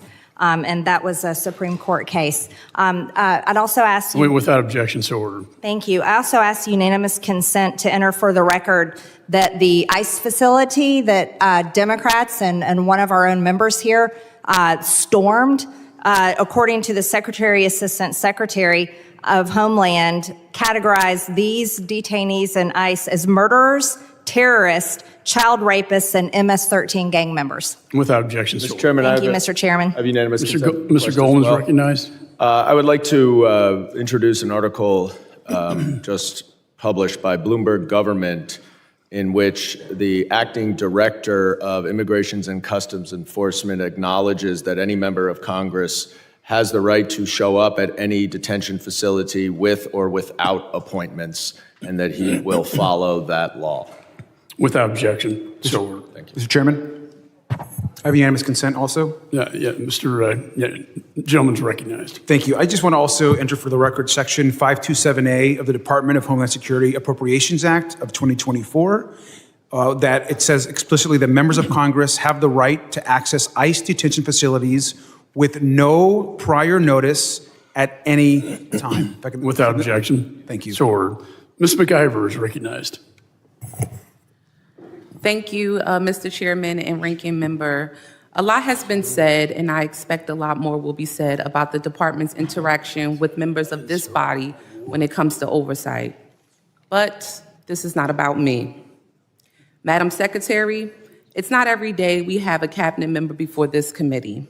As you know, the members of this committee have constitutional oversight responsibility for your department, and there are many things regarding this administration's homeland security policies that require our immediate attention. That is the work I am here to do today and every day. Secretary, this committee and the American people deserve answers for the actions of the Department of Homeland Security under this administration and the policies that have been put into place. The department has overseen a regime of cruelty, chaos, and deep disregard for human dignity, all under the pretense of security. The department is being mismanaged, and its policies undermine our nation's values. This does not make us safer. The exact opposite, exactly. Secretary, we need answers about your department's union busting at TSA, deporting U.S. citizens, terminating the legal status of international students for no apparent reason, and disregarding the rule of law. None of these issues at your department exist in a vacuum. In fact, they are all fundamentally connected to the administration's overarching cruelty. We want to hear from you because we are hoping you can make it make sense for us. Because with all due respect, we are all trying to understand why in the world this is taking place. In my district and around this nation, countless international students had their visas revoked without due process, without warning, and without any regard for how this would devastate their lives. These are students who came here to learn, to build their futures, and join our workforce, only to have the rug pulled out from under them by this department's actions. How can we expect international students to trust our institutions and contribute to our economy when we treat them like they've done something wrong just because they are here? Are we no longer the home of the American dream? I also want you to understand DHS's impact on our entire workforce. I proudly represent over 1,000 dedicated TSA workers who had the right to unionize. But that right has been stripped away by your department. This is an attack on the people who safeguard our skies and whose dedication we rely on now more than ever. And the destruction doesn't stop there. I represent communities that live in constant fear each and every day. Families too terrified to step outside and send their kids to school, go grocery shopping, or take a trip to the doctor because of the harassment of ICE and Homeland Security. This isn't public safety, it's state-sponsored fear. I understand that this administration believes that it is its business to scare people into submission and act alone with no regard for the law to decide who is worthy to live in this country or not. However, it is this committee's business to make sure your department is held accountable and to get the American people the answers they've been looking for. So, with that, Madam Secretary, I have a few yes or no questions. Do you agree that revoking student visas without notice can cause fear and confusion among international students? Yes or no? Congressman, I do not. Congresswoman, but yes or no? Congresswoman, I do not decide legal status or visa programs for I will take students. that as a yes. Do you support restoring full collective bargaining rights for TSA employees? Yes or no?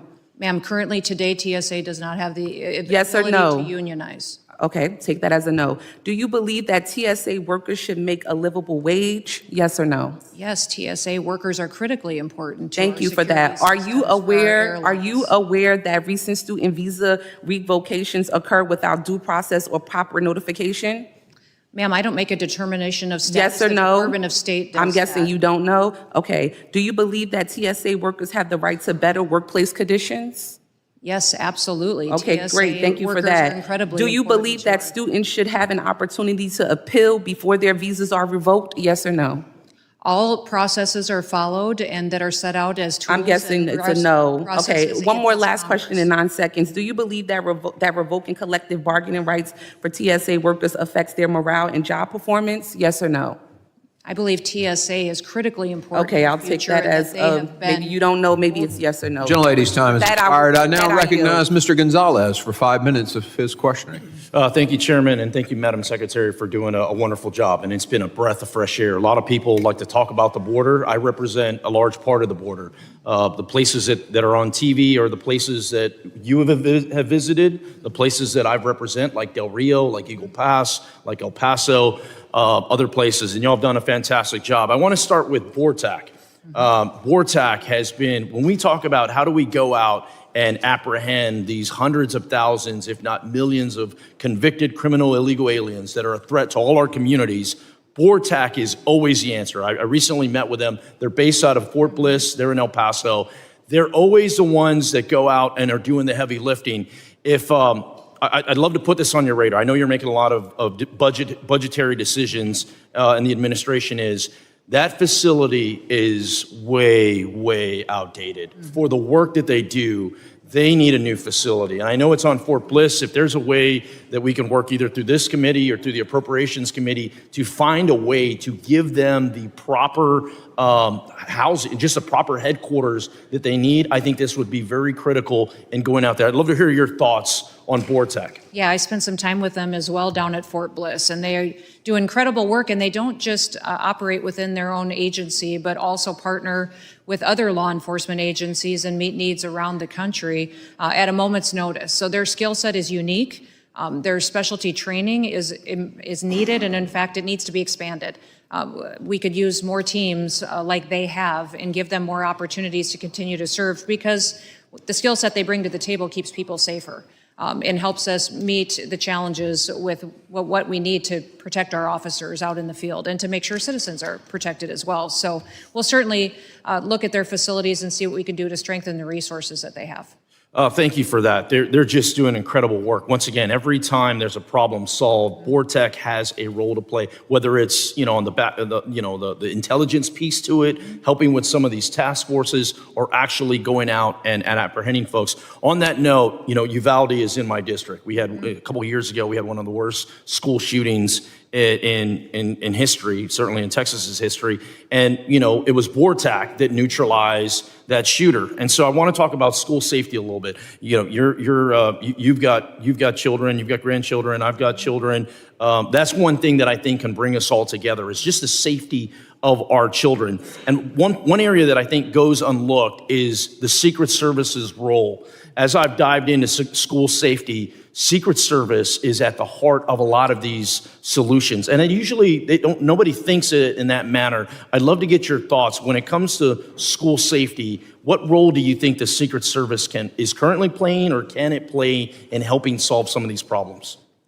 Well, right now, Secret Service is underutilized, and they also are under-resourced. If you look through our reconciliation request and also fiscal year 26 budget request, there's additional dollars that are needed to really give Secret Service the tools, the training, and the resources that they need to meet every single situation that they're involved in right now. Obviously, they have the protectee units and agents that are out there on the ground protecting individuals and the most powerful in the world, but also they have an investigative side that is a skill set that many other agencies like to tap into and ask them for insight into. So working to protect our kids are our future. They really are what America is going to be and is today for many, many years. So it's incredibly important that we use that skill set to give advice, wisdom, but also training to those individuals that secure our schools. You know, the Department of Education has a partnership with us in how we train school security officers, but also how we go out and support local law enforcement to respond to situations like you experienced in your home district. It's a tragedy that we can be better equipped for and prepared for in the future, and making sure that we're taking care of people ahead of time. That's it. And addressing the concerns and the flags that happen before we end up in a situation like you experienced. Yeah, I appreciate that response. And I'm really trying to get ahead of a problem, not wait for the problem to occur and then blame somebody else for why the problem was there. Like, let's just make sure our kids are safe as we harden schools, as we look for ideas to strengthen family units and do those different things. Once again, the Secret Service constantly continues to come up. So I look forward to working with you on that and other. One thing I would say is in the last several months, Secret Service recruitment has been up over 200%. Amazing. And under President Trump and the recruitment efforts that we've had for that agency, overwhelmingly people want to be a part of their mission in the future. You know, part of my schools, and I don't have just a little time, so part of my district, you know, the Guardian program where teachers are armed is what works for that community. Other communities, they don't want to have their teachers armed. That, in my eyes, that's something for them to decide. But as far as a federal government response, I think the Secret Service can add to whatever local ideas they have. So I look forward to working with you on strengthening that and others. Thank you again, and I yield back, Chairman. Gentleman's time has expired. I now recognize Ms. Johnson for 5 minutes. Questions? Thank you so much, Mr. Texas Chairman. to Texas. And thank you, Madam Secretary, for appearing before committee today. I want to address several issues. I'm going to try not to repeat a lot of issues that have been addressed, but I do have some substantial concerns over how ICE agents present themselves to the public. Oftentimes, we've seen many videos out there where they're masked and not properly identified. I have a lot of real personal concern about that. I just put myself in the situation of that woman from Tufts, for example. You're just walking down the street, and all of a sudden, out of nowhere, 3 masked men, not properly identified, attack you and try to take you away. I find that to be reprehensible and not the values of this country. What steps are you taking to make sure that your ICE agents are not masked and properly identified when they approach someone? Well, ICE agents always identify themselves to individuals that they're encountering or that they're working with. What I would say as far as if they are wearing something over their faces, it's oftentimes because that agent has been involved in undercover operations or needs to be able to continue the investigative work that they do on a day-to-day basis. But don't you think, Madam Secretary, that people have a right to see whoever's trying to apprehend them? I think it's creating this unrealistic vigilante system. And are you aware that your materials, ICE agents, jackets and the sorts are available on Etsy for $20? Anybody can do that, throw a mask on, and run around and terrorizing people of color without any regard for the law, without any regard, because your agency does not have proper protocols to make sure their agents are clearly identified and marked when they're executing their jobs. Our agents do identify themselves. They verbally do that, and then also by the clothing that they're wearing. And if they do have something that is covering some of their facial features, it's for their investigative work or their undercover work that they do as a part of their job duties as well. What I would say is that it is important that we follow the procedures and protocols for every encounter that we have, and they have done that in every situation to the best of my knowledge. Well, I would suggest that your protocols need to be revised, because I don't think it's reasonable for masked men to be apprehending people on the streets. I think that instills a lot of fear. It doesn't instill security in the process. And in states like Texas, that is open carry, when any jackadoo can be walking around with a gun. I think some tragic circumstances are at bay. I'd like to switch gears to due process. I have a lot of concerns about the lack of due process that your agency has been affording people in this country. In Texas, for example, you had rounded up 171 individuals, were preparing to deport them, and it wasn't until the Supreme Court issued an opinion that that was unconstitutional and that their due process rights were being violated did your agency actually stop and adhere to the Supreme Court's opinion. My question to you is, has those efforts ceased in your agency? Are you going to cease trying to deport people without access to due process in the courts of law in compliance with the United States Supreme Court? Well, Congresswoman, we are following due process and using it as to how Congress has laid out to us in statute, and we are complying with all federal judges' orders as well. Well, you weren't complying at that time. It took the United States Supreme Court to order you to comply, so you hadn't proactively complied on your own. You were intending to wrongfully deport people without access to a court hearing, without access to the rule of law, and that is why it was necessary for the United States Supreme Court, due process does not guarantee a hearing, who issued an opinion ordering you and your agency to comply with the due process rights of the people in this country. That's what separates, that's what makes our country great, is we do have access to due process. And so my comment to you is I'm hoping as you move forward, because initially as you were proceeding through these deportation processes, you were not affording people due process, and the Supreme Court has now ordered you to do so. So I am assuming by your testimony that you do intend to comply with the Supreme Court's order moving forward, and we're not going to have any more instances of wrongful deportation without proper access to due process. Is that correct?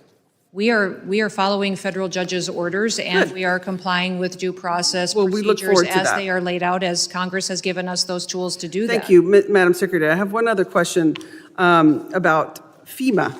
I'm very concerned about the destruction of FEMA. You know, Texas is a state that has a lot of hurricanes, tornadoes, and natural disasters. We rely upon FEMA extensively, and I'm very worried about that. And when you are governor, though, you actually utilized FEMA for your own state. So you did recognize at the time when you were serving as a governor that FEMA played an important role in natural disasters within South Dakota. Is that correct? Yes, we had 12 FEMA-related disasters during the 6 years I served as governor of the state of South Dakota. But I just find it, I'm running out of time, but I just find it ironic. I now recognize Mr. Pfluger, the gentleman from Texas, for 5 minutes. Thank you, Mr. Chairman.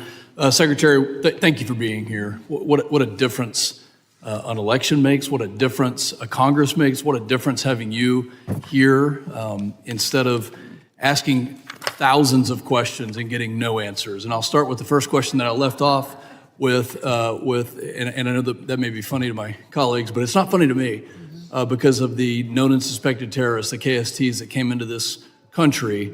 And I'll basically lead off with the last question that I asked your predecessor, which was the policy of the Department of Homeland Security and this administration when it comes to KSTs. And talk to us about the successes that we've had and kind of where we stand, because they left us with a real mess with 40 plus people that were in this country. And, you know, I'd like to hear what your department has done and tell us kind of the path forward. Yeah, absolutely, Congressman. The previous administration let a lot of dangerous individuals into this country and get a foothold, and then not only just allowing them to perpetuate terrorist activities in our country, but also recruit new members and to build out their systems and to gain access to our infrastructure. So I'm very proud of the fact that President Trump has aggressively enforced the law.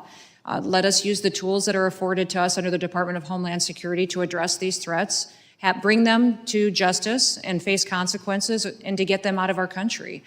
So he has removed over 250 known terrorists, suspected terrorists on the watch list, thousands and thousands of individuals that were affiliated with them, but also individuals that committed crimes that are members of MS-13, Tren de Aragua, but also cartels and their members and affiliates in this country. So overwhelmingly, the safety of our communities is in a much better spot than it was just 6 short months ago. And even the message that President Trump has been bold enough to send around the world.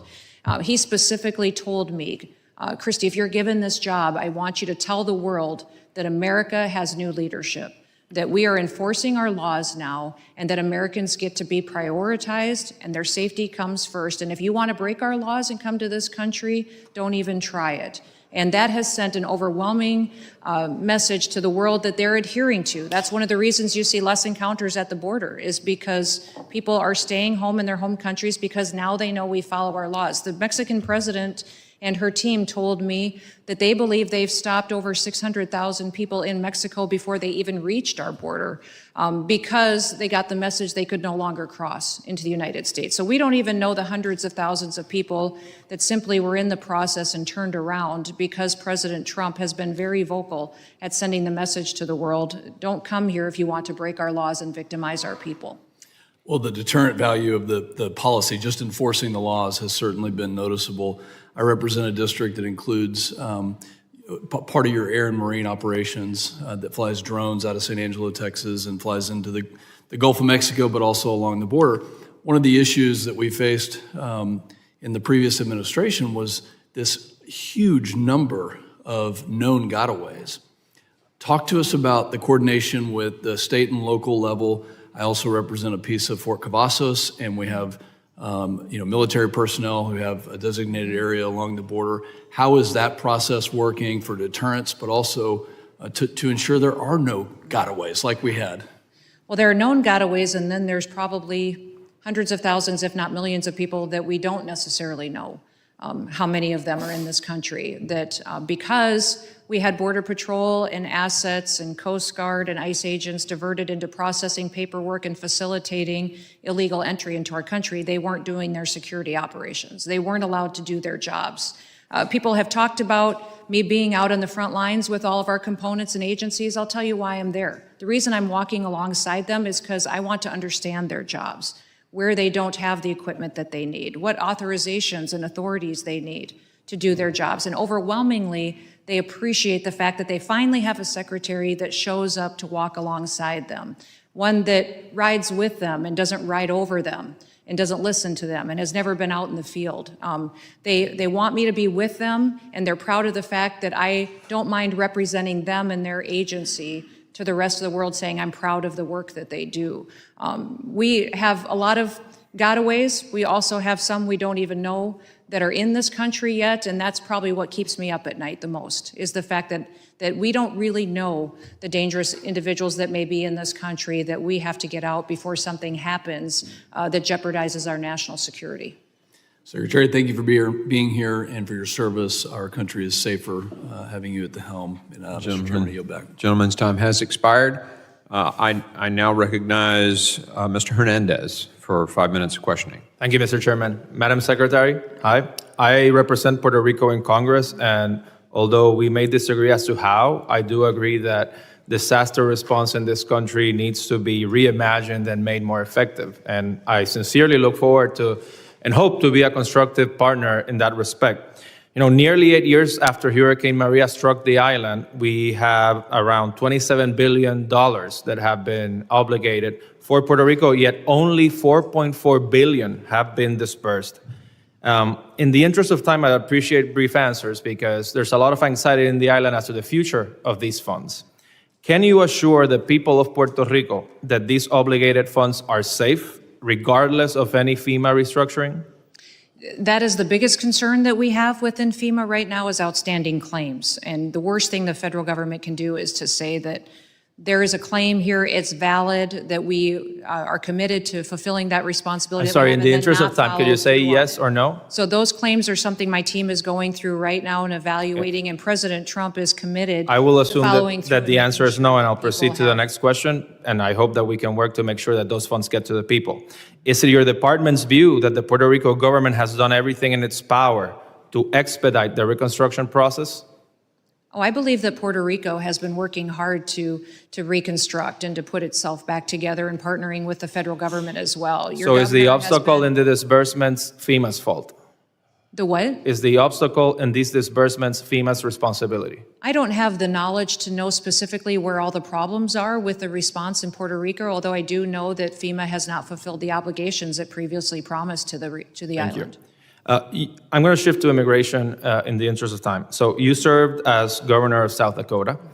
would you advise governors to give public assurances that federal immigration enforcement will not take place in their state?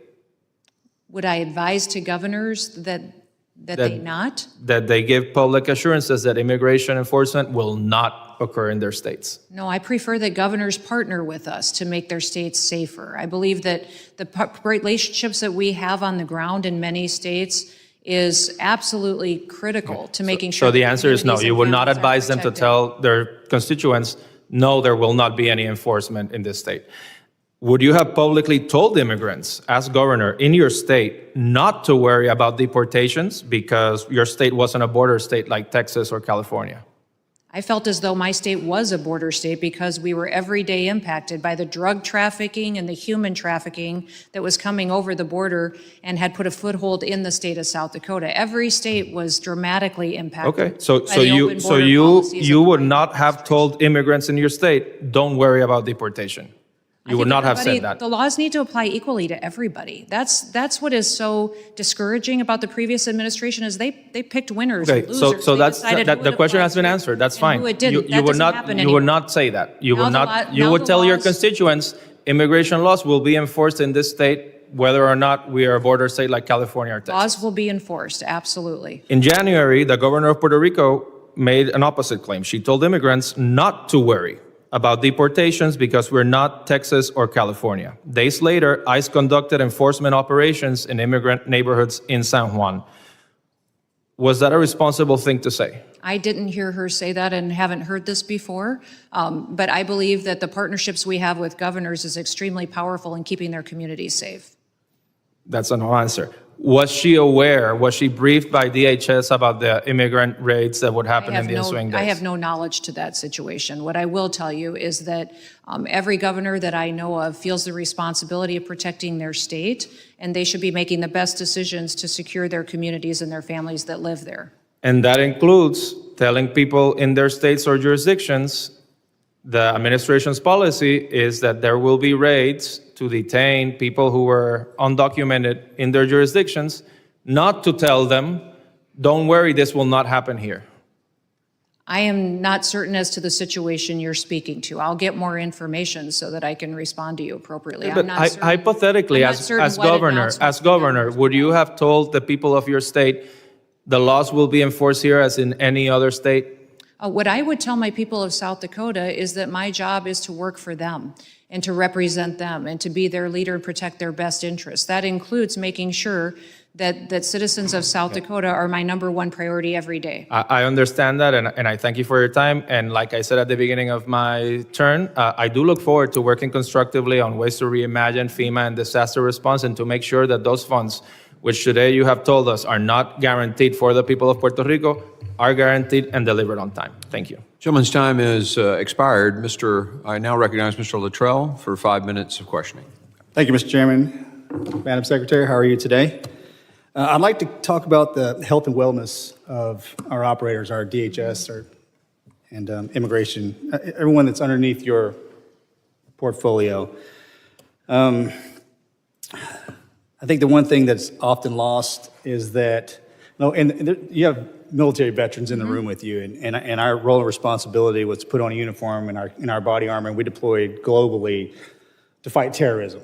And we had to leave the country to do that. And the men and women under DHS, they put on their uniforms every day and deploy right out their front door. And that's challenging. That is a unforgivable, kind of space. And my focus in the veteran community and active duty service, as well as your department, is the health and wellness of our operators currently and after they leave the career. Can you shed some light on it? And to make another point, one of my lovely colleague from Texas was concerned about they cover their faces up and the kits that they wear, and I can understand that's aggressive. That's a posturing, and it's not. We don't get in gunfights every day, but the day that happens, you will appreciate the fact that you're wearing that uniform. And I'll also add, It's just, if you're presented with somebody that's got their face covered, that can be scary. I got it. But when you're dealing with terrorist organizations that are internal and on our borders, it's not the operator that they're going to go after. They'll take a picture of that face and go after the families.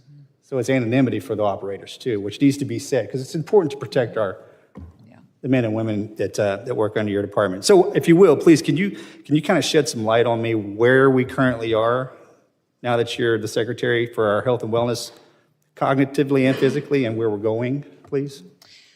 Well, it is a concern for me, especially since we've seen an escalation in violence against our law enforcement officers, and specifically those even within the Department of Homeland Security. The aggression that they face every single day as a part of their job duties is something that we have to make sure that we recognize and that we have the tools to help them and their family be successful. So going forward and making sure that we're providing health care, but also mental health care is a priority of the department and this administration, recognizing that the previous administration let a lot of dangerous individuals, terrorists, and gang members and known cartel members into this country. And now, and they've recruited new members, and they've recruited homegrown terrorists that are citizens of the United States that are members of TDA now and MS-13 that present new and unique challenges. That is something that we have made a priority to make sure that we're equipping them, to prepare them for situations they're going to face with training and giving them the right equipment to protect themselves, but also when they step back from that line of duty, how we can help them be whole and go back and live a successful life with their family. What I would say is that it's difficult in areas of this country that were neglected for too long, especially in our Coast Guard. They're often very remote and isolated. They don't have access to specialty care, to mental health care, and it's my commitment to all of our departments and components and the Coast Guard that I get them that kind of care where they're located, because sometimes where they're stationed is not an area where that is available to them readily. Yes, ma'am. And my office, and myself included, look forward to working with you and your team on this. I'd hate for that to be lost in translation as hard as Coast Guard, Coast Guard, Secret Service, our agents, as hard as they work, it's not, and I can't say I disagree, but it's just something that's happening. We don't do baseline assessments on these operators, which we should absolutely do. We should track the health and wellness from start to finish. And then when we hand them off back to their families, hey, we have the in comfort knowing that they're going to be fine once they move on to the next chapter of their life. So I look forward to further conversations with you and your team. Thank you very much, Mr. Chairman. I yield back. Gentleman yields. I now recognize Mr. Kennedy from New York for 5 minutes questioning. Thank you, Mr. Chairman. Secretary Noem, thank you for your time before this committee. Today is a solemn day for my community in Buffalo, New York. 3 years ago, on May 14th, 2022, a gunman, motivated by racism and hatred, drove 2.5 hours from his home to the east side of Buffalo to carry out an act of domestic terrorism. Equipped with enhanced body armor, a tactical helmet, and a semi-automatic rifle, the gunman opened fire at a local grocery store in a predominantly black community. In just 123 seconds, he took 10 innocent souls that day, severely injured 3, and traumatized countless other individuals. Because of this act of domestic terrorism, radicalized and indoctrinated online, and carried out in the name of white supremacy, families in my community will never be whole again. Buffalo now joins a growing list of communities impacted by mass shootings carried out by lone wolf, homegrown, domestically radicalized, disturbed individuals. Secretary Noem, in your written testimony today, there's not one mention of this kind of threat to the homeland. You refer to foreign terrorist organizations. You refer to aliens who are affiliated with foreign terrorism. You refer to arrests of suspected gang members. Not once do you mention the term domestic terrorism, domestic terrorist, or lone wolf. There's a gaping hole in your testimony today. You fail to reassure this committee or the American people that you'll protect the homeland from bad actors, radicalized right here in the U.S., like the gunman who opened fire on my community 3 years ago today. There's been a systematic, intentional effort by your department and this administration since January 20th to ignore the very real threat posed by domestic terrorism.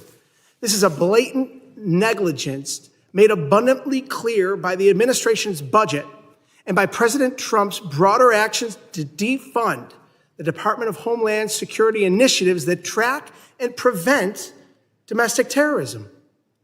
The Trump administration's budget proposal for the Department of Homeland Security completely eliminates the Targeted Violence and Terrorism Prevention Grant Program, a critical DHS program dedicated to helping local communities, including law enforcement, to develop and strengthen efforts to counter attacks of targeted violence and terrorism, just like the racist Buffalo attack. This exact grant program awarded nearly $1 million in the aftermath of the 514 shooting in Western New York to help close research gaps about the radicalization of domestic terrorists, develop violence prevention modules, and improve bystander intervention.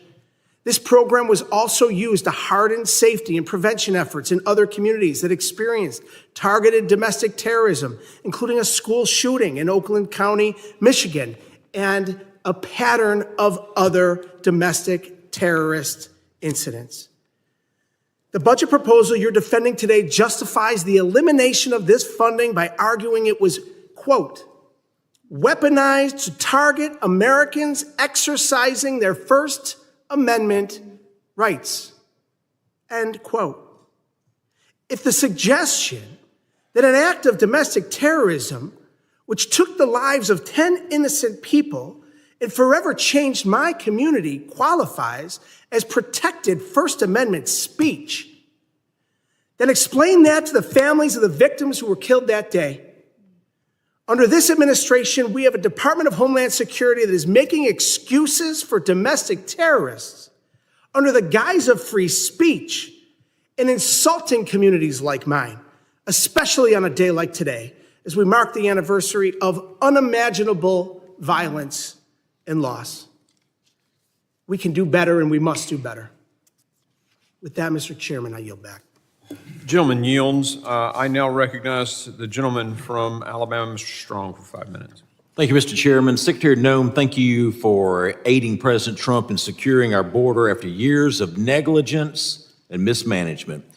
No new laws were needed. New leadership was the only piece of the puzzle missing. I'd also like to thank the hardworking men and women of DHS for their tireless dedication to safeguarding our nation.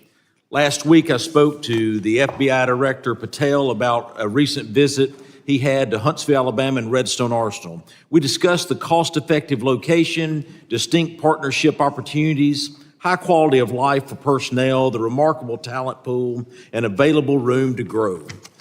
As you may know, I'm proud to host HSI XCOM South and the National Academy for Advanced Training and Leadership in my district, along with many companies and organizations that support DHS. I'd like to invite you to come see for yourself the phenomenal work occurring in North Alabama. Secretary Noem, I'm curious, are there plans to move DHS personnel and programs out of the Beltway and closer to the citizens they serve? Well, thank you for the question, Congressman. Currently, there aren't plans to move agencies or components outside of their offices, although we do believe that we need to be accountable to taxpayers and are evaluating every single mission set that each agency is tasked with and the individuals, how they are fulfilling it. So that is areas where you'll see reflected in our reconciliation ask and in our fiscal year 26 budget request. That reflects where those needs are, but also our ability to reprogram dollars that where the department got off mission and was perpetuating activities that were not a part of Homeland Security's reason for why it was created. Thank you. I'd also be remiss if I didn't mention my role as chairman of the Emergency Management and Technology Subcommittee, and I want to thank you for meeting with us in New Orleans. You made your schedule available to meet that committee right after you were confirmed, and we really appreciate that. As you can imagine, I have an interest in the work of FEMA Review Council and was pleased to see the announcement of 13 new members. Secretary Noem, the President's executive order said the council would have up to 20 members. Will additional members be added, and how are you coordinating with the White House on the council?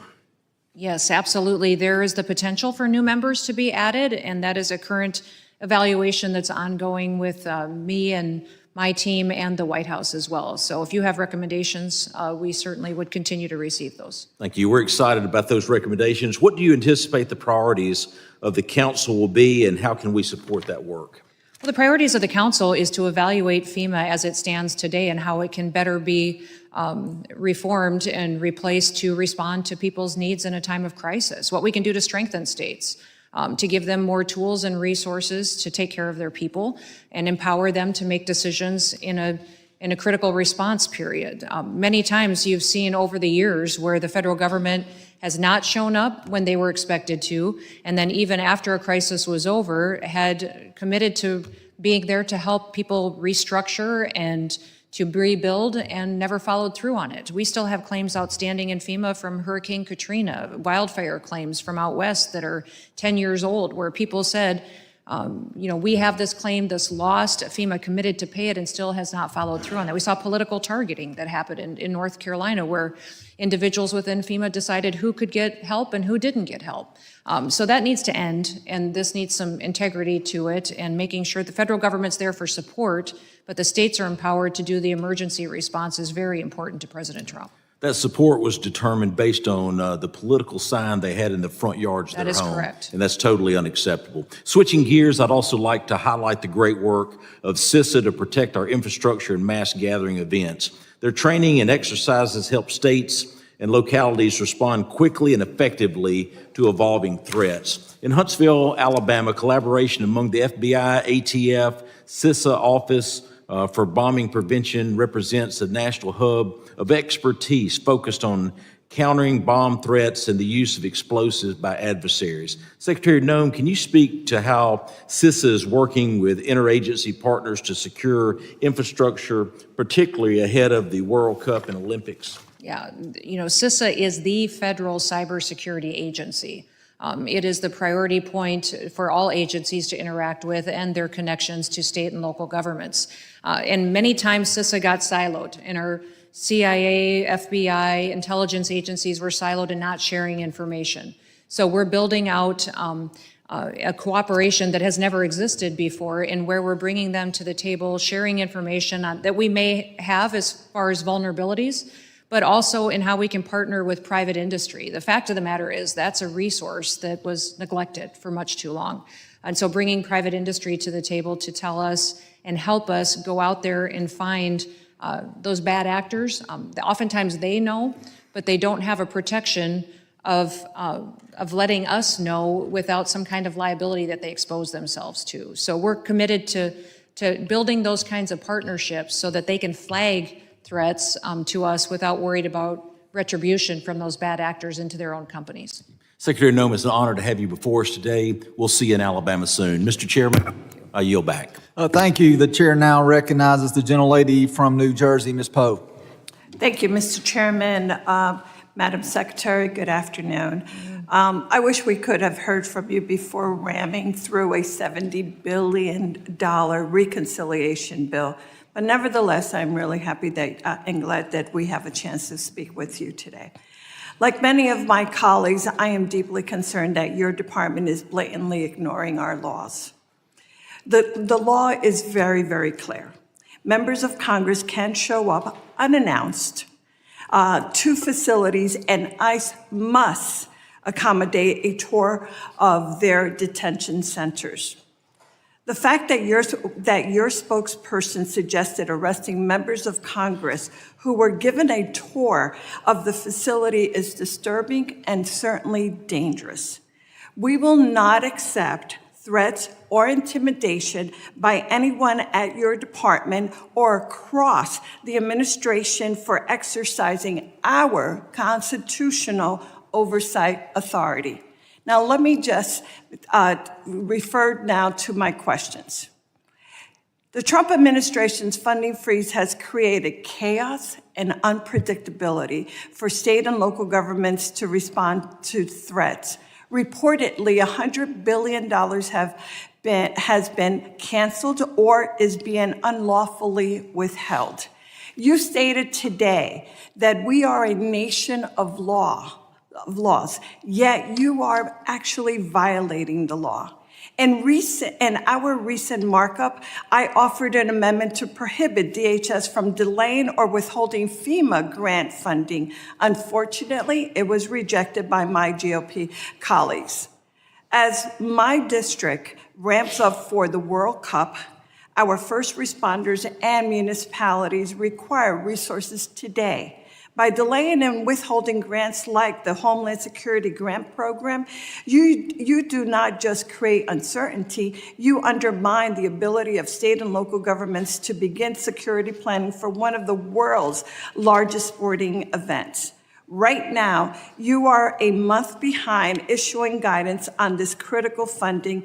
Similarly, guidance has not been issued for the nonprofit Grant Security Program, which protects synagogues, churches, and mosques from threats. These delays harm our national security. Madam Secretary, when does your department plan for the Homeland Security Grant Program and the nonprofit Security Grant Program funding to be made available?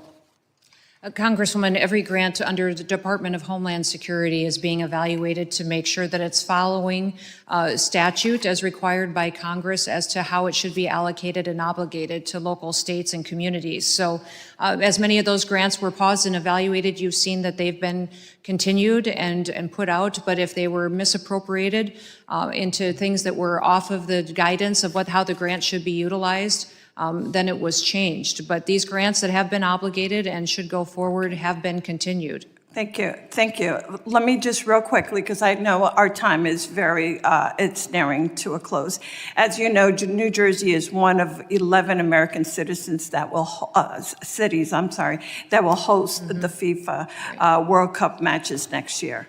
The final match will be held in my district in New Jersey. There will be tens of thousands of spectators at the final match and hundreds of thousands more attending Fan Fest throughout the northern New Jersey area. The World Cup is a time of international competition and celebration, but I worry about the chilling effect of the Trump administration's anti-immigrant rhetoric and America's ability to serve as a welcoming host. To add, the Trump administration is looking to reinstate and expand a travel ban targeting 43 countries for restrictions on entering the United States. Can you please tell us how you will ensure that fans traveling legally to the United States are not targeted for immigration raids? We are already working as an administration with the teams from all the countries that will come and be competing and their fans as well to process their paperwork and to help facilitate their travel to the United States. And as you've seen, the president has formulated a task force that will focus on holding this unprecedented event and doing it in the safest manner possible while adding hospitality to it and helping people enjoy the matches and enjoy interacting with each other. And as you know, over 10 million people will attend the matches over that month-long period of time. Over 22 million people will interact through activities. You'd mentioned Fan Fest, and that is something that the Department of Homeland Security is tasked with. It's our responsibility to partner with local communities and cities that are the hosts, and we'll be working with your city as well to ensure that we're prepared for it, that we have the needs met, and that we are doing all that we can to secure each location. Thank you. I look forward to working with you in that regard. Thank you very much. Thank you, Mr. Chairman. I yield back. The chair now recognizes the gentleman from Oklahoma, Mr. Brukeen. Thank you, Mr. Chairman. Madam Secretary, it is so nice to see chaos and confusion and lawlessness being replaced by law and order. Thankful to you serving on this administration and implementing common sense. I don't know today that it was discussed, and if it has been, I missed it. The Colombian entity that was picked up in the last several days in Houston, convicted of murder that came across the border during the Biden administration, 21-year murder conviction sentence, and the very same ICE agents that were shoved and yelled and cursed at are the same ICE agents that are responsible for detaining and picking up this individual that was in the streets of Texas. You said earlier today in your testimony, discussing what happened in the last several days with colleagues even on this committee on the Democrat side, trying to go to a detention center. This is the same type of place, Delaney Hall, where you would find murderers and rapists, and like this Colombian entity convicted of murder and is now in your custody. It's just madness that lawlessness is being perpetrated by even members of Congress. I want to switch gears. FEMA. There is great excitement, even as I'm talking to officials in Oklahoma who would love the opportunity to be able to make sure that the decisions for efficient use of taxpayer monies are implemented on the state level, knowing that the dollars will go farther, and knowing that you all, as you're discussing block granting, can you elaborate on current conditions, current status? There are people all over the country. Even, there's a Democrat member that is former emergency management who talks about the efficiencies that can be picked up on the state level. Can you talk about where you all are at, where we're headed on FEMA reform that can make the taxpayer dollar go farther? Yeah, we've got some incredible work ahead of us to do on FEMA and our response as a federal government and how we support states in this. And there's certainly a lot of people weighing in. We've got members of Congress on the House and the Senate side that have bills and legislation that they want to propose, but also I think it's important to have governors at the table because they're the ones who lead the response many times and know where the downfalls are. In many cases, there's hardworking FEMA employees that do their very best to deliver for those individuals in those communities. But what's happened in the past is that even under the previous administration, some of those FEMA employees were given the opportunity to not respond to a disaster if they didn't want to or if it wasn't convenient. And so recognizing the importance of this agency and prioritizing it and making sure it's there to support the local response is incredibly important to the success for those families that get impacted by unprecedented events. So we're taking input. This review council is going to be continuing to give insight to the White House as well, and then the president certainly has ideas. He's traveled and been there for people on their worst days, and he's heard their stories of how they thought FEMA would be there, FEMA promised they would be there, and then they never showed up. They had a claim that they couldn't do the paperwork themselves. They had to get people to help them fill out this complicated paperwork process, and then the claim was never paid, or there was some problem, and they had to appeal, and appealing was normal, and that just doesn't serve people. Yeah. We need to make sure that it's a predictable process that's timely, and the best way to do that is to empower the local supporters. Well, I've told this story often. Given I've got a minute, I'll relay it to you. I'll never forget in 2012 in Oklahoma, a friend of mine were helping do some cleanup work on machinery. I was on a dozer, he was on a skid steer for people that didn't have insurance. Little rural area, required to push things into vegetative and non-vegetative brush piles. I'm on a dozer and watched, I come from the dirt works world, and I watched us not be able to light on fire in a rural area that every rancher, from your background, does on an everyday basis when they're cleaning up their property.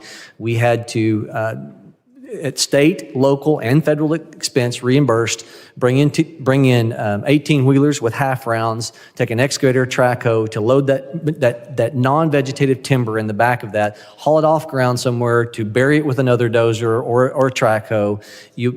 Between the trucking, the dozer, the excavator, 4 times the cost because, and I ran as a state senator, a new law trying to get state control of that, and we could not get agency heads in Oklahoma to agree because they were concerned we would lose FEMA reimbursement if we had state control over it. Loss of efficiency.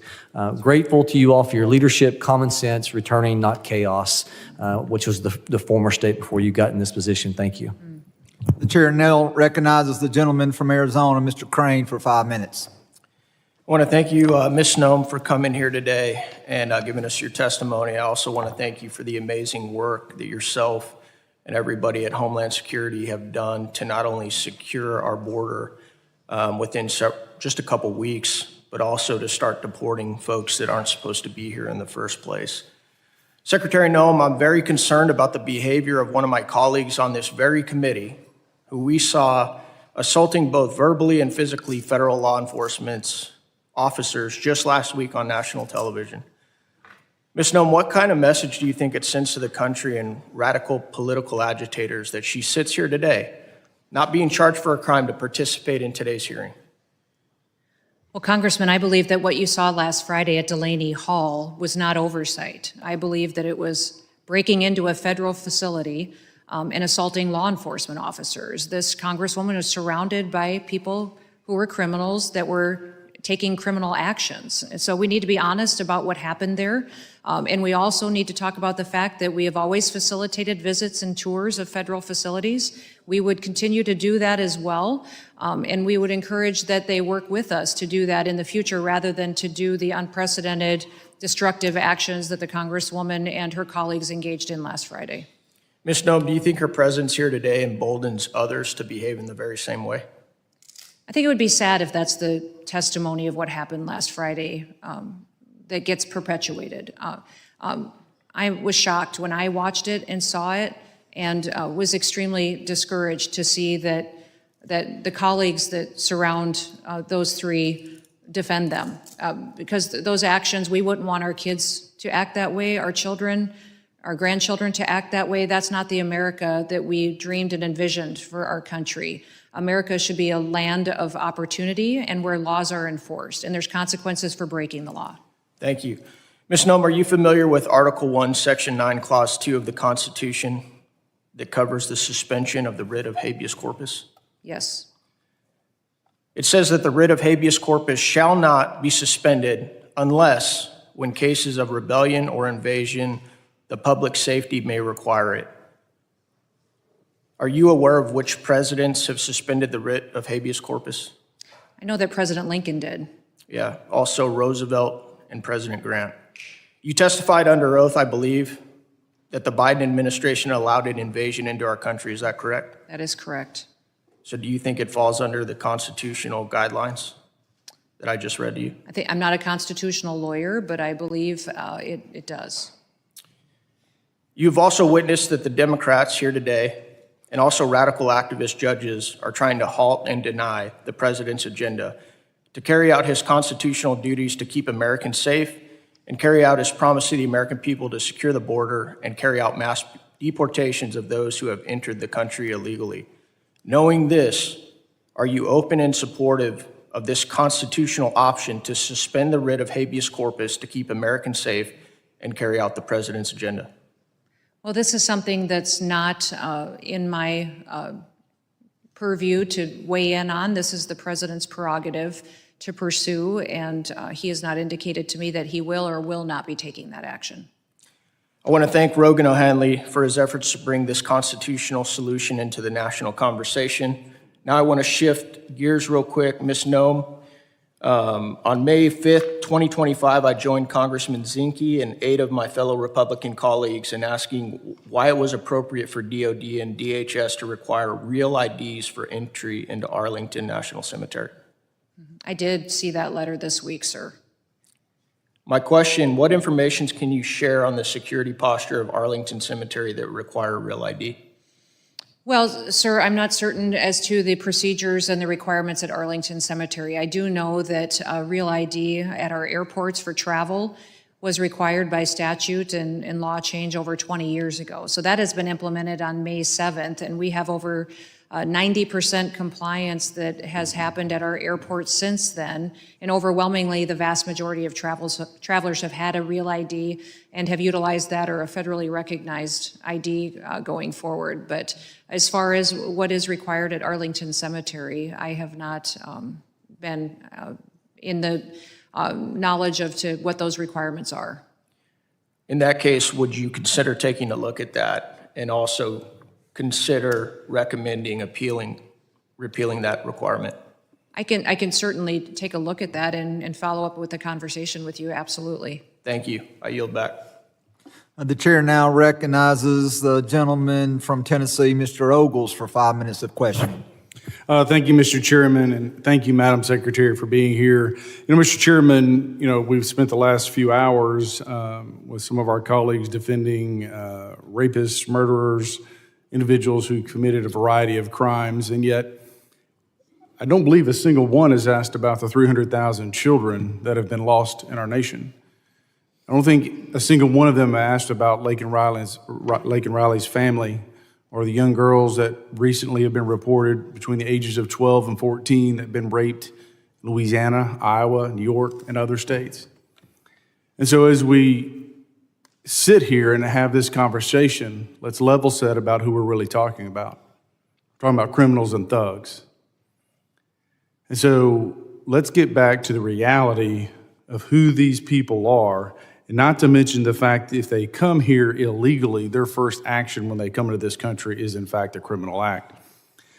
Now, Madam Secretary, we've heard a lot of misinformation and rapid fire. Let's see if we can't set the record straight on a few things. When it comes to detention centers and oversight provided to Congress, does that oversight provision allow members of Congress to break into detention centers? No, sir, I don't believe. Does that oversight authority give members of Congress the right to assault members of law enforcement? No, sir. Madam Secretary, is assaulting a member of law enforcement a crime? Yes. I would urge, Mr. Chairman, that this committee look into anyone in Congress who has assaulted a member of law enforcement and the respective actions be taken as necessary, looking at the totality of the circumstances. In regards to FEMA, it is my understanding, you can correct me if I'm wrong, upon taking the helm, you discovered that there were a variety of unpaid claims, some of those going back 10 to 20 years. Absolutely. It's also my understanding that under the vision of President Donald Trump and your leadership, you plan to change the response time from 10 to 20 years to 6 months. That is true. Madam Secretary, as someone who was formerly a county executive, whose one of my departments was in fact emergency management, I can tell you that it will be a necessary and very useful as states and communities look to be reimbursed. Let's turn to Nashville, which is part of my district. Under your leadership, Homeland Security and ICE has conducted a variety of raids. Recently, 95, I do believe, of which were arrested who had previous criminal charges. 31 of which were previously deported and snuck back into this country. One of those was a sexual predator. So again, let's level set as to who we are talking about. We're talking about criminals and thugs who have no business being in our country. That being said, instead of thanking you and your leadership and thanking the president, the mayor of Nashville criticized and attacked law enforcement verbally. He then instructed members of law enforcement to report any communication with federal authorities. He then directed the Police Community Oversight Board to direct citizens to file complaints against law enforcement if they cooperate with federal law enforcement. Considering we've seen a 400% increase against federal law enforcement, do these types of statements and actions by a municipal leader concern you? Yes, absolutely. They perpetuate the violence against law enforcement officers. And what happens many times then is that our agents within the Department of Homeland Security go into situations with no backup, with no local response of people who know the communities, know the routes, the roads, or the needs to emergency services that may be there. So it absolutely makes them much more vulnerable to a situation to which their lives could be in jeopardy. Yes, ma'am. And if a municipal leader is found to be aiding and abetting illegal immigrants to evade federal law enforcement, would that be a criminal act? Yes, I believe it would, sir. And if elected officials impede ICE or Homeland Security in doing their job and pursuing illegal immigrants, would that be a criminal act? I believe so. Madam Secretary and Mr. Chairman, I will be asking the Committee of Homeland Security and Judiciary to be looking into the mayor of Nashville and any collusion or impeding of federal authorities in conducting their work in the city of Nashville. I would also encourage this committee and judiciary to look at other leaders, municipal leaders across the country, as they obstruct this administration, this Madam Secretary and her employees in doing their constitutional job, which is uphold the rule of law. Madam Secretary, I thank you and I yield back.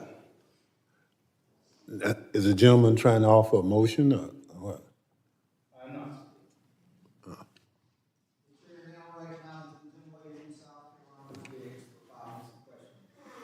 Thank you, Mr. Chairman, and thank you to Secretary Noem for being here.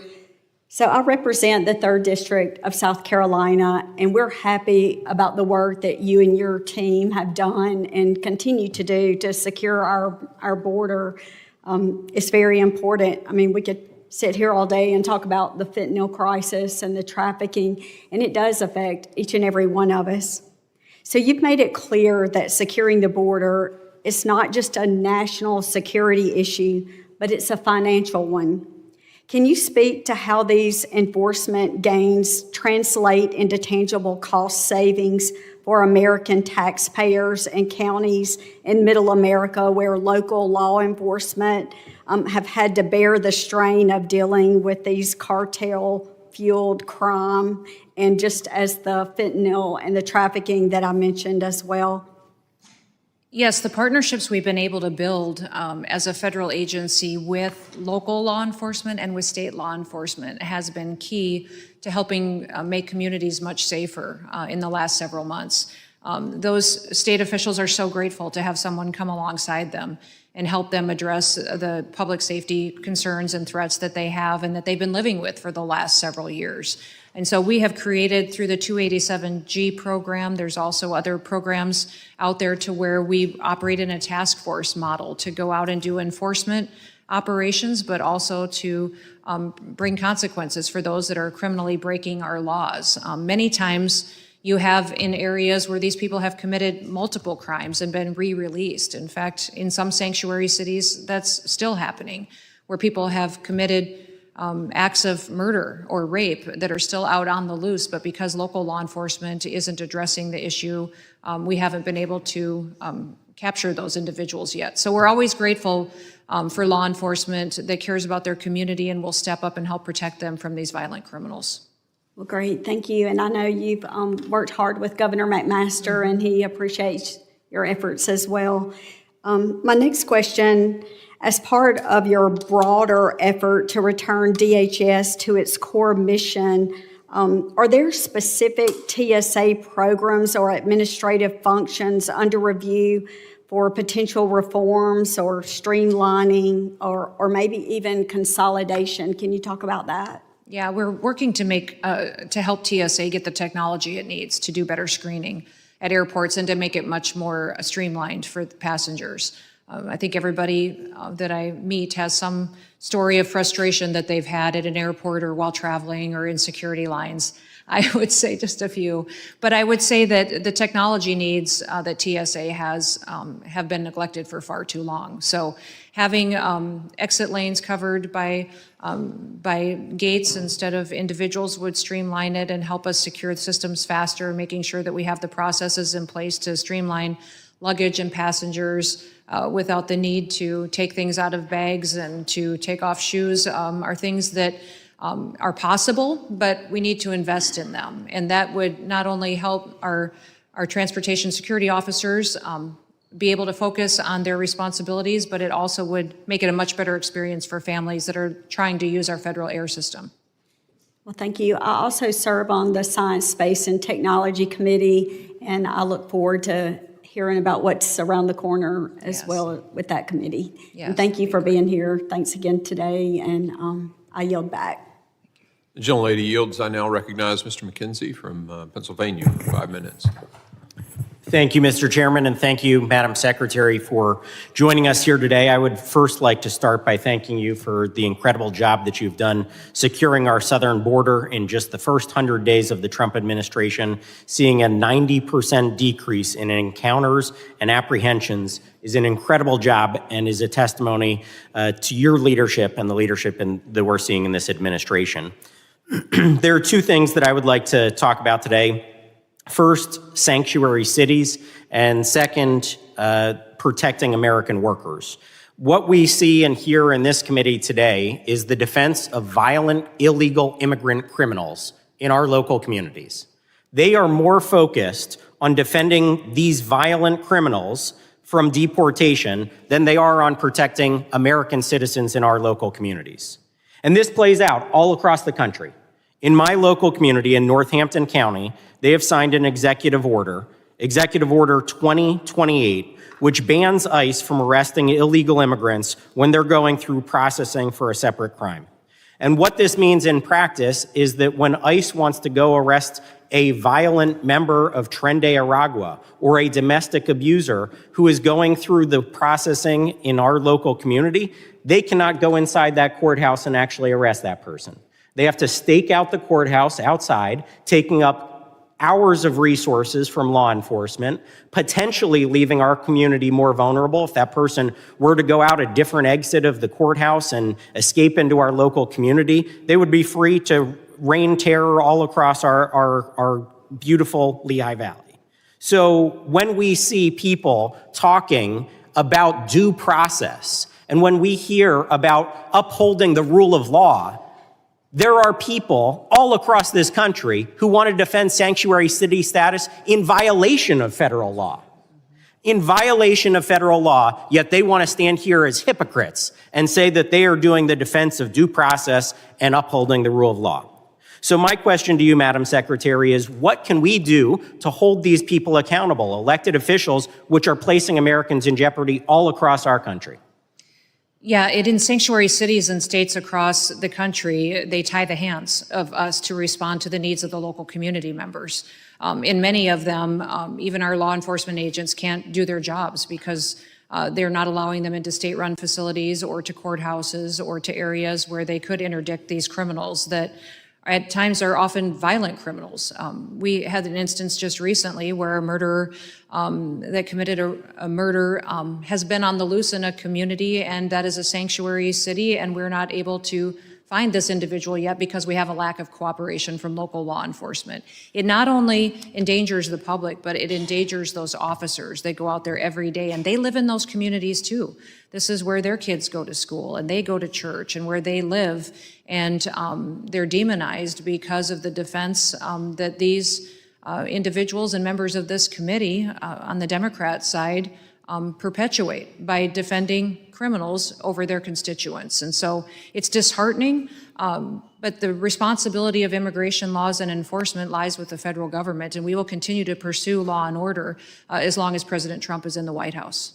Well, I appreciate that, and I look forward to working with you to figure out how we can hold these local elected officials accountable to their actions, which endanger the safety of people all across our communities. Because ultimately, when we see bad policy like this, somebody is going to get hurt on the other end, and there needs to be accountability at the end of the day. The second thing I would like to talk about is protecting American workers. There have been numerous reports about how visas are being abused by foreign workers who come into our country, and then through things like the H-1B visa, for instance, are here doing short-term work as non-legal citizens, taking away jobs from American workers in places like the trucking industry. We've also heard about the hundreds of thousands of children that the Biden administration lost track of during their administration. Many of them were placed into forced labor and child labor situations in dangerous situations like meatpacking. So I would like to hear what the department is doing to crack down on these terrible behaviors and practices that went unchecked for many years during the Biden administration. Yeah, absolutely. Well, we're partnering with all of our other federal agencies in a way that's really unprecedented to go after individuals that trafficked our children, that were involved in those operations, and then also to gather up their affiliates as well. You know, the Department of Health and Human Services is responsible for our refugee program, so adding integrity to that is very important, and make sure that when children come into our system, they may come in illegally or were trafficked in the past, that we're caring for them and returning them back to their families and to safe situations is very important. When you look at our visa programs, it's the Department of State that decides if a visa should be allocated to someone. It's the Department of Homeland Security that enforces that, that takes action on that. And we will continue to make sure that these programs are on task to why they were created, that they're being utilized for individuals who truly do love our country and recognize the opportunities our country provides them. The gentleman's time has expired. I now recognize Mr. Thanadar for 5 minutes of questioning. Thank you, Chair and Ranking Member. Secretary Noem, the Constitution of the United States establishes a federal government divided into 3 branches. It is Congress that makes the laws, the President who takes care that the laws are faithfully executed, and it is the Judicial Department that says what the law is. The constitutional separation of powers and system of checks and balances is necessary for the protection of liberty. and any violation undermines the rights and liberties of everyone in the United States. The Trump administration has repeatedly ignored the federal courts, including the Supreme Court. President Trump has even said that, and I quote, doesn't know, end quote, whether he has to uphold the Constitution. The President of the United States said, doesn't know. Secretary Noem, is it the policy of the Department of Homeland Security to follow orders issued by federal courts? Yes, we are following all federal court orders. So the answer is yes? We are following all federal court orders, yes. Well, as just one of the many examples, a federal judge required FEMA, and I quote, immediately cease, end the quote, efforts to withhold disbursement of federal grant funding appropriated by Congress. The court later found evidence that FEMA, an agency under your purview, was in direct violation of the court orders. So court orders were not followed, as you see. Yes or no? We are following court orders.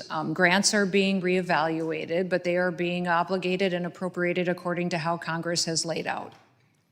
Well, Secretary Noem, we all took an oath to uphold the laws and Constitution of the United States. It is a sad day that I have to sit here and issue a reminder. You and the Department of Homeland Security must respect the Constitution and the courts.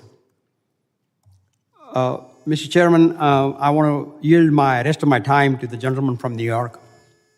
Gentleman yields. Mr. Goldman's recognized. Thank you, Mr. Tanadar. Secretary Noem, your opening statement includes a lot of data and numbers, but it doesn't mention asylum. How many people have claimed asylum since January 21st of this year? I don't have that number readily available to me right now, but I can get that for you. Do you have a sense? Is it I don't. dozens, hundreds, thousands? I don't. You are aware, are you not, that asylum is a lawful pathway into the country? I am. And are you aware of how and why the United States implemented our asylum laws? We grant asylum to individuals who are feeling threatened specifically by their government through violent activities that are perpetuated in their own home countries. Right, and it was originally implemented because Jews fleeing from the Holocaust were not allowed to seek refuge in this country, even though they clearly had no country to go to and had nowhere else to go. And those Jews in the Holocaust were rounded up frequently by the Gestapo in Nazi Germany, a secret undercover police unit that we know rounded up the Jews and sent them to the gas chambers.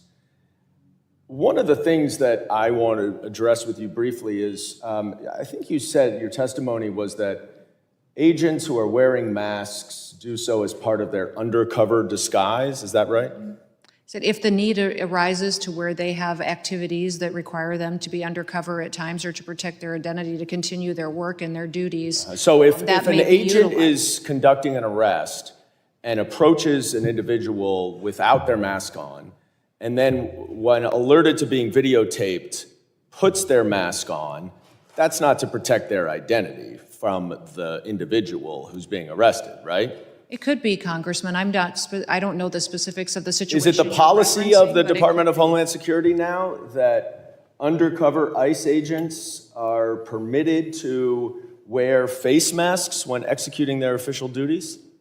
Sir, it is allowed that they can if protecting their Is it in the identity is an policies? imperative part Do you of address their- face masks in the I'll have policies? to look and see if it's in our written policies. Because I'm not it's certain, but quite it's ironic, and No. I agree with the administration that is trying to ban face masks from anti-Semitic protests on campus, and yet our own law enforcement are wearing face masks to hide their identities. We are implementing the exact That same is- policies that that is Joe Biden not- had in place for his. That is not any policy that I was did aware not of when I change any worked of with the the Department of policies. Homeland Gentleman's time has expired. The gentleman's time has expired. I recognize Mr. Knott for 5 minutes questioning. Thank you, Mr. Chair. Madam Secretary, thank you for your testimony today. And as someone who worked with law enforcement at every level, I know the dangers that they face and I know the reasons why they wear those masks, and equating ICE agents to anti-Semitic mobs is a disgusting analogy, and I'm sorry this committee just asked you those questions. But in regards to the threat that our country faces relating to the open border and the ill effects from it, I can't help but hear the silence when we hear the other side of the aisle. There is no protest to the open border. There's no protest to, at minimum, 10 million, up to maybe 15 or 20 million people who came to the country. I worry in some ways that we are becoming desensitized to all of the problems because there are so many. You know, surges in overdose deaths from fentanyl, surges in violence. We see compounding numbers of people who are terrorists coming into the country. I've heard testimony from this very committee that there were dozens, if not hundreds of miles of border that were ordered to not be enforced over the last administration. So we don't know who's here. And whether it's hostile actors from China, Cuba, Venezuela, other hostile countries, whether in the Middle East or all over the world, we know that they sent people to exploit the open border policies of the last administration. Yes, drug trafficking, yes, human trafficking, yes, violence is all part of that, but so are threats that go well beyond that, you know, terrorist, national security threats, et cetera. And if we made perfect border policy from this point forward, we would still have a huge problem because of what the Biden administration did in your position. How can we as a committee help you get ahead of this problem and to make sure that the solutions continue to unfold years into the future, which is what will be required? Well, a couple of things. One of the things that I think was most tragic of the last administration is they even prevented us from having data to start with. Yep. For instance, President Trump in his first administration opened the Voices office at ICE, which gave victims of illegal immigrant crime an opportunity to get information, to have support systems, to get case information, to know when that individual was in court, when they were going to be released. When President Biden became president, he shut that office down, which means that because it didn't exist, we don't truly know how many victims of illegal immigrant crime there are out there. We don't have the data. So continuing to have systems in place where you're bringing light to the fact that there are victims still out there and that people are still enduring criminal activity by illegal immigrants and that they shouldn't be prioritized over American citizens is very important. I would also say that making sure we have an opportunity to have the resources we need in order to do due diligence on enforcement operations and secure our border into the future is important, and then continue to highlight sanctuary cities and the danger that they are to our country, what they do to their families that live in them, that we aren't able to take enforcement actions that are efficient to really bring them justice. In terms of the task force officers, ma'am, that is obviously a program that I, as a federal prosecutor, used. It's a force multiplier in a very profound way. In terms of the numbers that are allocated to the department that you lead, do we need more task force officers? Is it fine where it is? Is there room to grow? What would you say? No, we're always looking for more partnerships. We have over 600 agreements in place now with state and local law enforcement agencies, which goes into over 6,000 officers out there that have been added to our ranks to help us out there with enforcement operations in states across the country. So now there is 6 states that this kind of partnership is not allowed. It's banned by the state government. So it would be helpful to have those addressed in those states so that we could form a partnership like this to compound our resources to really make sure we're bringing safety. It might be worth reaching out to individual counties at some point, because Yes, I know within those states, there are numerous counties who are furious about those prohibitions from the governor's mansions. Yes. So that would be something that we would love to talk to you about. Okay. And I'll close with this, ma'am. Thank you for the work you're doing. I worked under the Biden administration. It was overwhelming. And again, we have a serious problem for years to come just because of that 1 4-year term. And if we can be of service to this committee, please reach out to us. And again, thank you for the work that you and President Trump are doing. Appreciate I yield that. back. Thank you. Gentleman yields. I now, I think, recognize our last member making comments today. Mr. Garcia, you're recognized. Thank you, Mr. Chairman. Thank you for being here, Madam Secretary. And you said that you're committed to complying with the Constitution, which we, of course, all appreciate and think is important.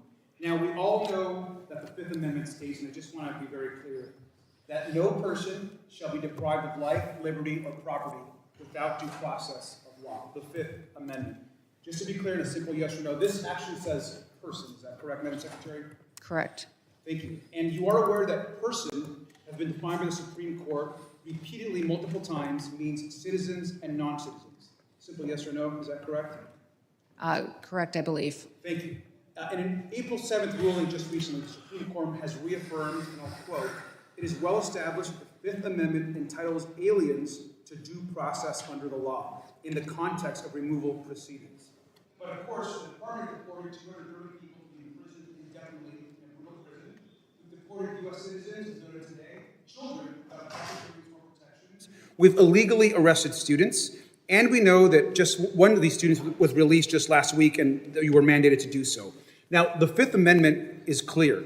Madam Secretary, you committed to uphold the Constitution. Is that correct? Yes. Thank you. And you now, of course, commit to following the Fifth Amendment. Is that correct? Yes. Thank you. Now, Madam Secretary, you are violating that amendment as we speak, and you are breaking your oath.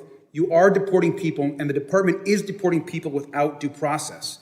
We cannot deport U.S. citizens. Without due process, there is nothing that Donald Trump could essentially be stopped in grabbing people off the street. That's happening today. Now, maybe someone in government might not like your tattoos. Maybe they don't like how somebody votes. Maybe they don't want to see how someone represents your constituents in Congress. But if you can't see a judge, no one can protect you. And I hope that you and I and everyone here can agree with that. And apparently, not even the Supreme Court actually matters when it comes to the case, of course, of Kilmar Garcia.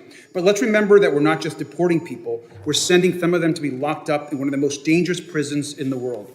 Now, Madam Secretary, you've heard this case today, but I have to speak about it one more time. I think it's really important. This is Andrew Romero. He had an appointment to come to this country to claim asylum. We gave him that appointment. The United States government gave him his asylum appointment. He comes for his appointment, he passes a credible fear interview. He's a gentle person as described by his family. He's openly gay. He was leaving his country for persecution of being gay. He did everything right, claimed asylum, that was legal. And then we sent him to a dangerous prison at the border with no due process. There are claims about his tattoos. He has his parents' names on his tattoos and 2 crowns that relate to a festival back in his hometown. We are paying to lock this young gentleman up forever. What I would ask is the ambassador in El Salvador, we have asked for proof of life of Andrew. He has had no access to lawyers or family since he has been taken over a month now. No one knows if he's even alive. His mother just wants to know if he is alive. So my ask to you, Madam Secretary, is the same that I asked the ambassador. Can we do a proof of life check on Andrew just to see if he is alive? Congressman, we are utilizing the tools that Congress has given us to apply due process to individuals. We are doing that for every person, and we are making sure that we're following what you have given us as far as guidance and how things should be implemented. Would you commit to just letting his mother know, as a mother to mother, if Andrew is alive? He was given an asylum appointment by the United States government. We gave him an appointment. We said, Andrew, come to the border at this time to claim asylum. He was taken to a foreign prison in El Salvador. His mother just wants to know if he is alive. Can we check and do a wellness check on him? Our asylum applications are different than the granting of asylum, and I don't know the specifics of this individual case. This individual is in El Salvador, and the appeal would be best made to the president and to the government of El Salvador on this. We've This made is that. not under my jurisdiction, and Madam I don't Secretary, have... you have said that CCOT in El Salvador is one of the tools in the toolbox that you have. You have said that and have been quoted as saying that. You and the president have the ability to check if Andrew is alive and if not being harmed. Would you commit at least into looking and asking El Salvador if he is alive? This is a question that's best asked to the president and the government of El Salvador. And I think you know very well that you could ask that question. What you are choosing to do, Madam Secretary, is disregard this young man's life, this young man's family, who was given an appointment by the United States. I think it is shameful that you won't even request to see if this young man is alive. His family has no idea, has no access to lawyers. I would hope that we would have the humanity to just check if this young man is okay. With that, I yield back. It's shameful. Gentleman yields. And I think we've covered everyone. Mr. Ranking Member, you're recognized for a closing statement. Thank you very much, Mr. Chairman. And I'd like to associate myself with Mr. Garcia's statement. I can't believe that we would send somebody or anyone from our country somewhere else and say, well, we cut off all communication. We're a better country than that. And I just thank Mr. Garcia for raising that question. Secretary Noem, at the start of this hearing, you stood here and took an oath to tell the truth, the whole truth and nothing but the truth, so help you God. Then you sat down and dodged the truth over and over and over for a little more than 3 hours, so help you God. You repeatedly testified that you and the Department of Homeland Security will follow the Constitution, the laws, and the order of the Supreme Court. Well, the Fifth Amendment of the United States Constitution says that no person shall be deprived of life, liberty, or property without due process of law.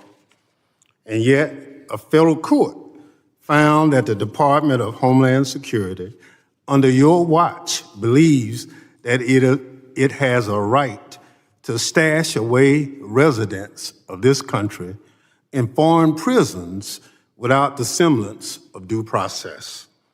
So you did not tell the truth to this committee today when you said you would follow the Constitution and comply with due process. You also testified that you follow orders of the Supreme Court of the United States and all courts.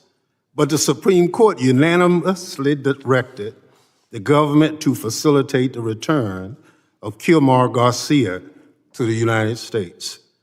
But you just testified before this committee that Kilmar Garcia will never return to the United States. So you didn't tell the truth to this committee again when you said that you comply with court orders and decisions. You've overseen the deportation of U.S. citizen children and have claimed that their parents chose to take their children with them. But you produced no evidence that the mother, let alone both parents, of those children freely gave consent to have their children deported from the United States. In fact, everyone involved in those cases say that the mothers, in fact, did not want their children, especially their sick American children, deported. In fact, your agency lured families to ICE appointments under false pretenses, lied to them, refused to let them speak with an attorney or children's father, and deported them before a court had time to even hear the case. You've given yourself the unilateral right to deport anyone you deem a threat. You refuse to comply with court orders that try to stop you. That puts all of us at risk. Beyond your false testimony about the administration's deportation policies, you falsely stated that the administration is focused on a full range of DSH's missions. Instead, your budget request appears to reflect a view that DHS's sole purpose is to be a border wall construction agency that deports U.S. citizen children with cancer. Your budget proposed cuts to cybersecurity, emergency preparedness, and aviation security. Even before asking Congress for these budget cuts, you've overseen mass reductions in the workforce at CISA and FEMA. Despite repeated requests from this committee on how many people have been fired or have been bullied into quitting before their tenure, DHS has refused to share that information. So it should worry every American that we do not know how many people are left at FEMA to respond to disasters and how many cyber defenders still work at CISA as China and other adversaries attack our systems every day. And you've made clear in response to my questioning, you have no plan, written plans for FEMA. It is very apparent that also is no plan for CISA, where you are trying to gut the agency's funding and falsely claiming that CISA is a censorship agency. Since CISA never censored anyone, but now we are all paying the price for you buying into a baseless conspiracy theory. Secretary Noem, I'm glad that you finally came to testify before this committee, but I'm disappointed, along with a lot of my Democratic colleagues, that you stood here and took an oath to tell the truth, then repeatedly failed to do so to this committee. Let me just say, if you dance with the devil long enough, he's liable to follow you home. I hope that you will stop dancing around the truth and start telling the truth so this committee can do its work, helping to defend DHS from the attacks you've launched against it. Mr. Chair, I yield back. Gentleman yields. I want to make a clarification here because there's been so many incredibly false and misleading things said today. Once a deportation order has been issued, the due process is over.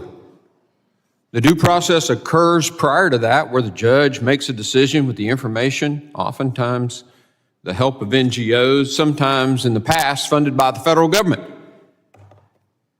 But the judge issues an order, and there's well over 1 million people in this situation that are being deported appropriately. No lawyer is offered at that point. The judge has made a decision. The due process has already occurred. It's really important to make that point. People are not inhuman or violating the law. They're following the law. They're executing an order that's been presented by a judge. I saw a meme somewhere this week that said a society that makes war on its law enforcement better learn how to make friends with its criminals. You know, I've said this before, the left has this incredible heart for the criminal. They defend the criminal. A full-throated defense of criminals over the safety of Americans and the following of the rule of law. We've even seen the defense of a congresswoman, who threw a punch at a police officer. I mean, that's unconscionable. You know, if I was a 100% politician, and I'm not, but if I was a 100% politician, I'd be happy with that. Why? Because that's exactly the reason they lost every single swing state in the recent election, the border. This full-throated defense of criminals and the punching of law enforcement in the face. It's why they lost every single swing state and Republicans gained in almost every state more votes than we'd ever gotten before. Because the American people recognize who the good guy really is. And it ain't Tren de Agua. Or a guy who was driving 8 women, young women, through my state, and the Biden administration said, do not detain him. As I've said before, the left doesn't know a good guy from a bad guy. They street violent criminals and they want to defund ICE. That's been their mantra since I've been in this position. It's ridiculous. It's heinous. And yes, if I were a pure politician, I'd say, keep going, guys. But what it does is it breaks my heart. I am a combat veteran, and I have a kindred connection to those law enforcement agencies and agents who put their ass on the line, their lives on the line for our safety. And we're fussing about whether or not the guy has a mask on to protect his identity when he's an undercover agent. I don't know how many people made an issue out of that. Give me a break. Want to cut a deal with Iran, destabilize the Middle East, punch Saudi Arabia in the face, we get an imbalance, and what happens? An invasion of Israel. They don't know a good person from a bad person. That's why the American people said, we don't want them in charge. Again, if I were a pure politician, I'd say, keep going, guys. But it's a spit in the face to the men who wear that uniform. It's a charade That's what it is. It's a charade to say something about law enforcement and turn around and be okay with a U.S. Congresswoman punching a police officer in the back. It's infuriating.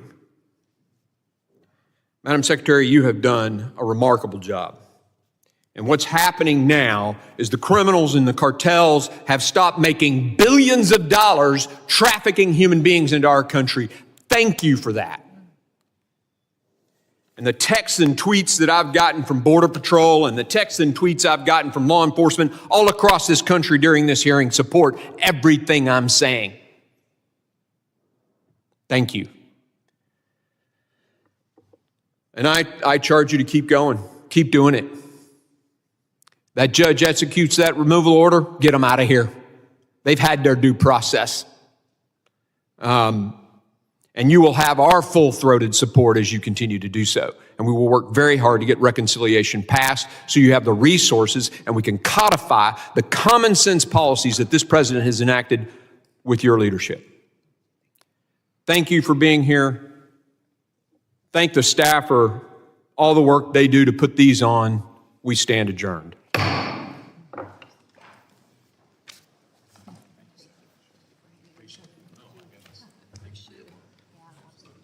Let me know if there's